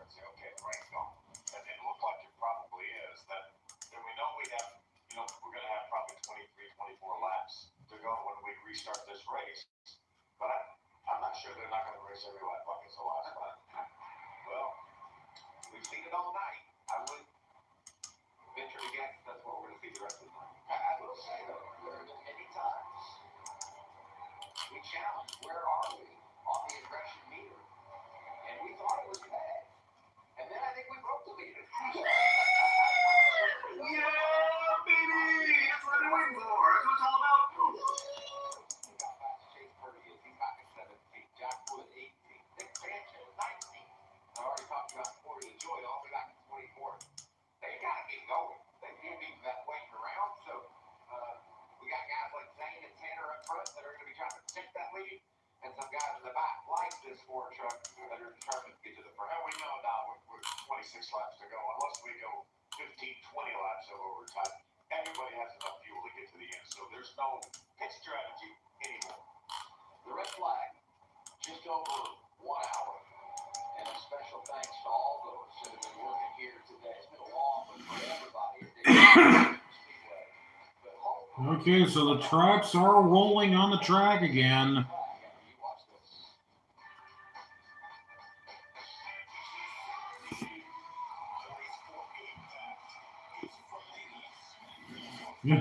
this. Yeah.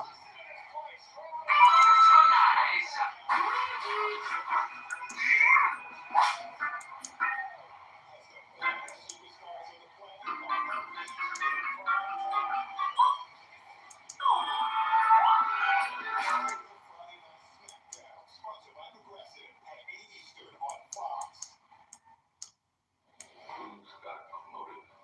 Why am I that guy? Wow, dude, why are you bringing this from a 0 to a 10? Put that thing away. Now you can watch it anytime.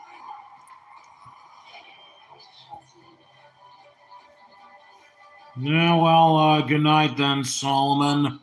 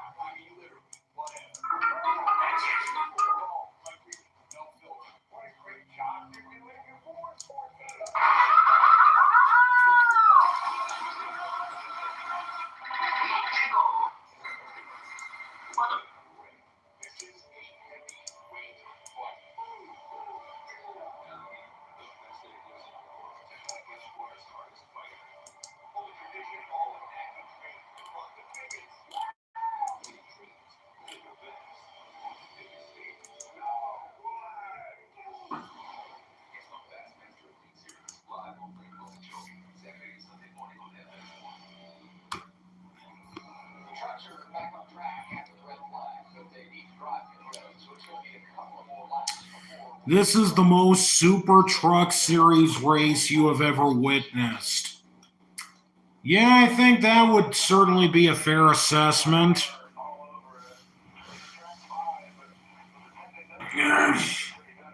Majeski currently now in the top 10 again.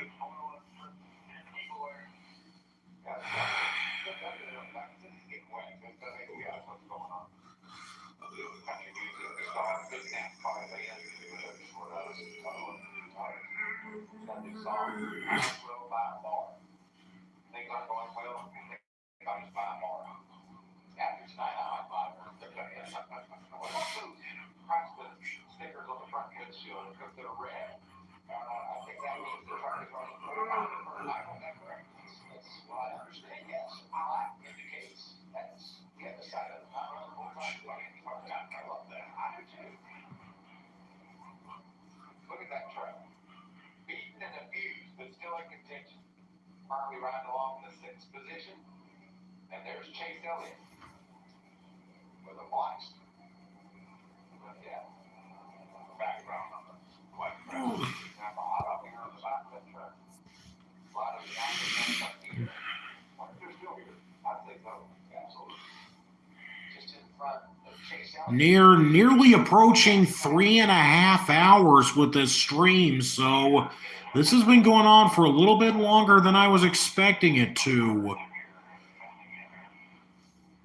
That's an observation that I will agree with. As you look out the window for the lights on the speedway. 24 to go. Right as soon as they fired the engines and drove off the pit lane, we looked out the window and you could see the mist in return.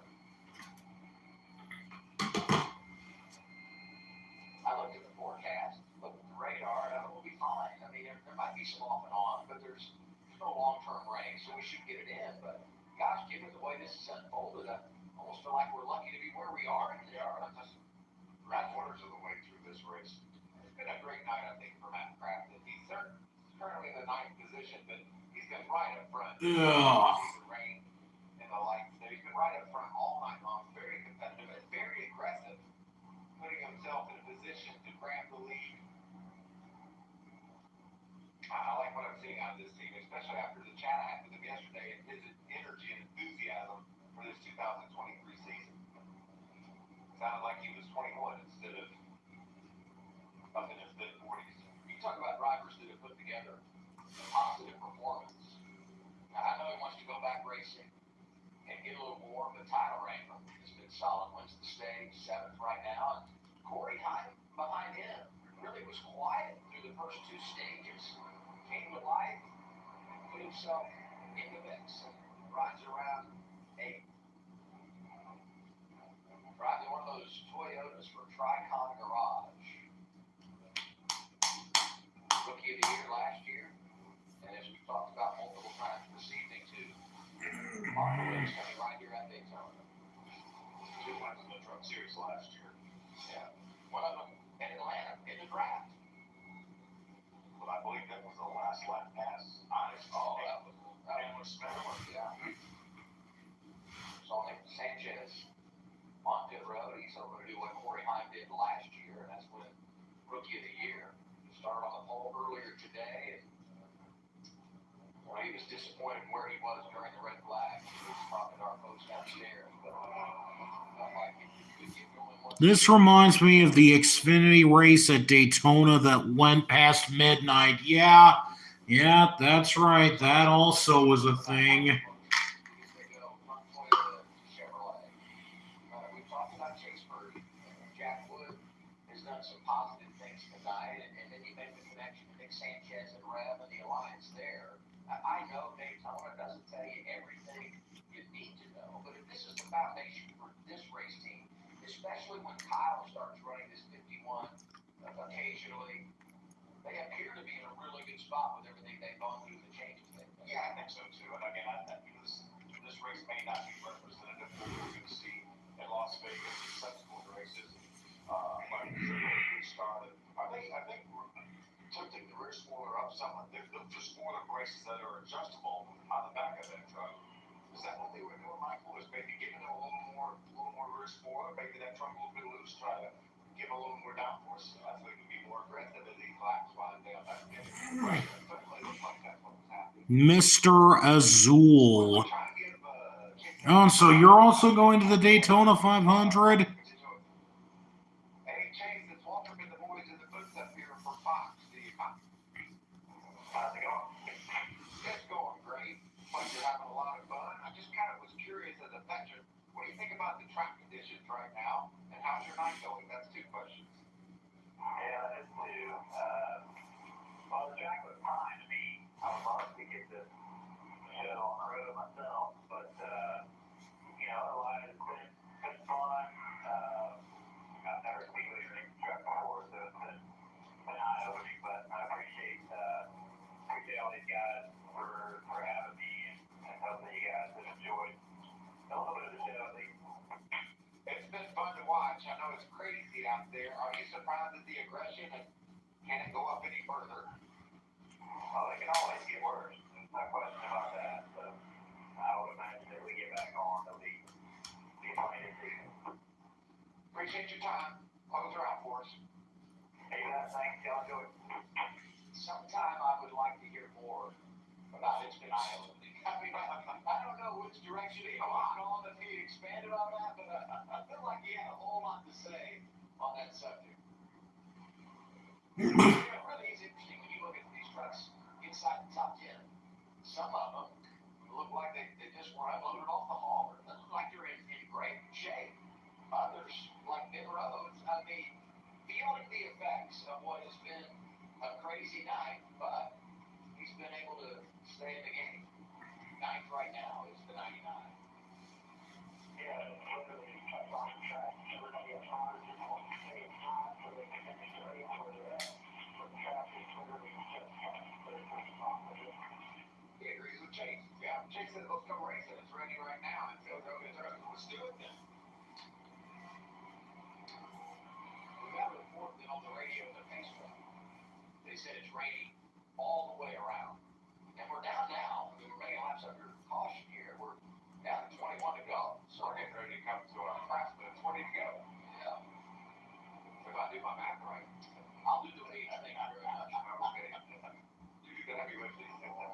I'll just add some color. I get back here for one race and Michael's trying to take my job already. That's wrong with you. Well, I will say that it is now misty harder than it has in the last 20, 30 minutes. So I'm going to agree as you see a little moisture on the camera lens there. That the track, and it also looks like it's just getting a little bit darker with every lap these trucks are making that are yellow. I went down this road very briefly earlier about everyone here at the track, but let me give a huge attaboy to all the folks, the men and women that make these broadcasts possible at Fox Sports. That has had the Super Bowl. And what it takes to put that on and then travel all the equipment here to Daytona. Probably going to be chaotic on the final lap. Great job working behind the scenes to make sure that you see everything. Oh, so you were originally Joe Pichu. Oh. This day has been, and then we'll be starting early tomorrow with the same thing on Sunday before heading to California and racing in Fontana next weekend. So major appreciation to everyone involved to making it happen and working out in the elements on a night like tonight. And overtime as well. And we just got word they're going to bring the field back down pit road. It could be getting close to a decision. Yeah, you got to wonder how many times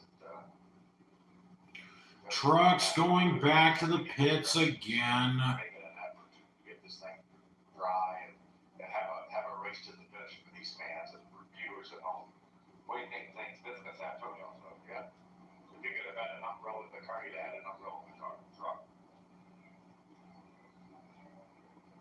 It's been a fun night. Fun seeing these guys get aggressive, mix it up, make some moves, make things happen. But it looks like all the fun could be over. All the fun's over for everybody except for Zane Smith. And for him, it's just starting. Somebody get Zane his umbrella. But I think if you've been in the middle of mini wrecks as Tanner Gray has been, he's probably just as happy about this thing coming to an end and comfortable with his second place finish. Be a best career finish for Tanner Gray. What about Colby Howard up in the top 5 as well?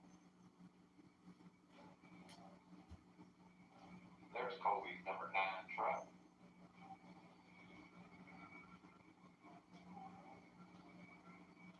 Truck owned by Cody Robach was in another one of his trucks that got involved in one of those earlier incidents. Is out for the evening. Great job by Colby Howard. Oh, jeez.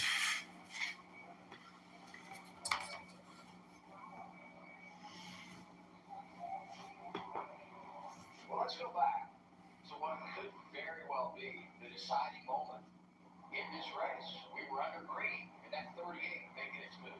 Yeah, according to Joey said, I didn't close the bottom breaking up. And you can see right there, he had an opportunity to dive down in front of Zane, but wasn't able to execute the move like he wanted to give Zane that lead. A 3-wide pass for the win at Daytona, but this is how it turns out being. Great precision move by Zane Smith that was on. Because we're going to turn the score he had. Then the caution came out, then he lost all And red again. in the middle. Came back up here, now he's being shown in the 23rd position.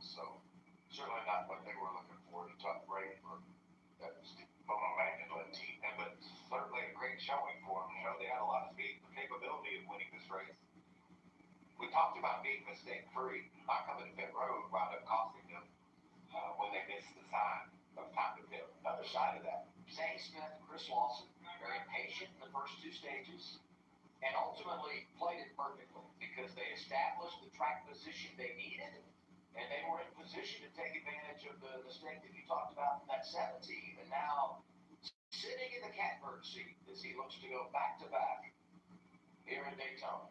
We'll step aside, the red flag out once again at the world center of racing. 21 laps to go.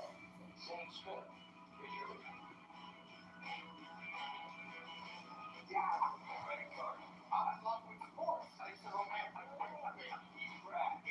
Yeah, the track may look like it's dry, but that's the thing about that.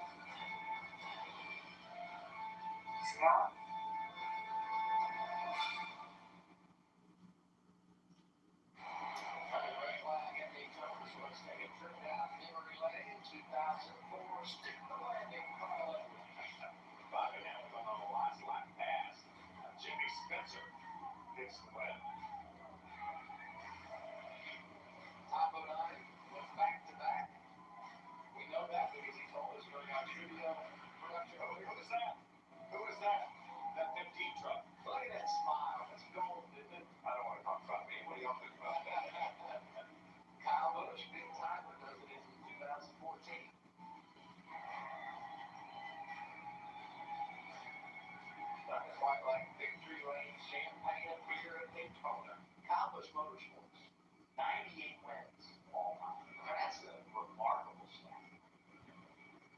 And you know what? When he made the move and left Joe Gibbs Racing and went over to RCR, there was a lot of speculation about what's the future of college motorsports.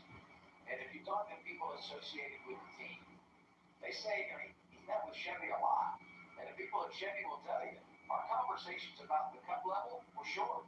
Our conversations about the Craftsman Truck Series were long. And it just speaks to who he is and how much he believes in what happens here. It'll be fun to see him in that truck in Las Vegas in our next race. Zane Smith's got that umbrella, doesn't he, Michael? Yeah, that's his buddy right now. I love that NASCAR 75 logo, too. I do, too. It's just so tight, clean, and cool.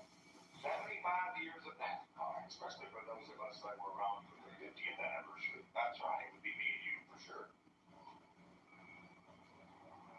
These guys, I think, believe the end is near as the rain continues to fall here on the front straightaway. Well, a year ago, we went to overtime, and we ran 6 extra laps, and it was Zane Smith who was able to win. He's hoping tonight he gets paid back, and even though we didn't make it to the scheduled distance, he can take home the checkered flag. We'll see if it happens here. It's official. Zane Smith has won. Well, Here at Daytona. Zane Smith has officially been declared the winner. Just got to work with his career. Watching what happens. I would love them. There it is. So yeah, Zane Smith wins again at Daytona.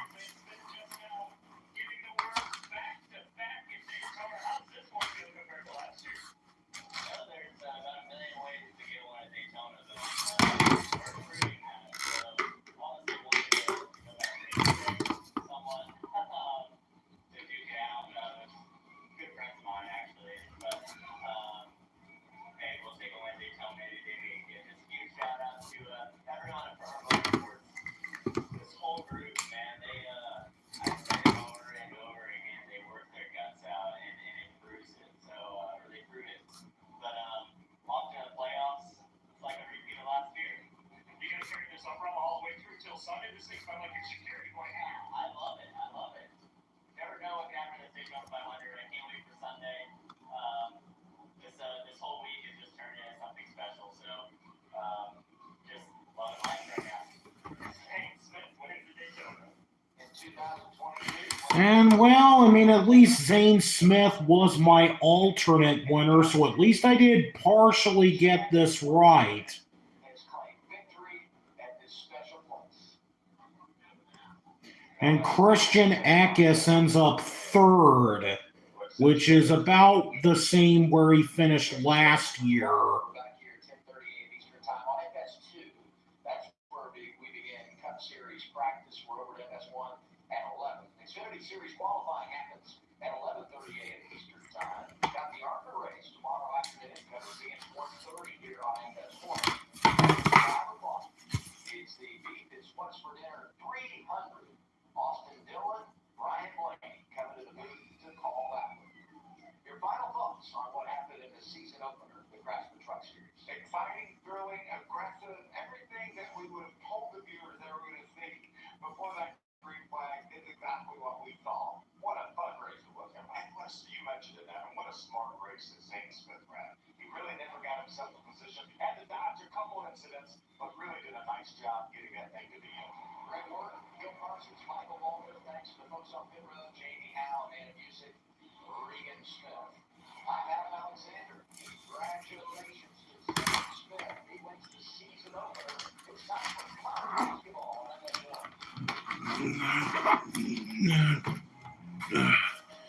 FS1. There it is. Zane Smith has now won back-to-back at Daytona.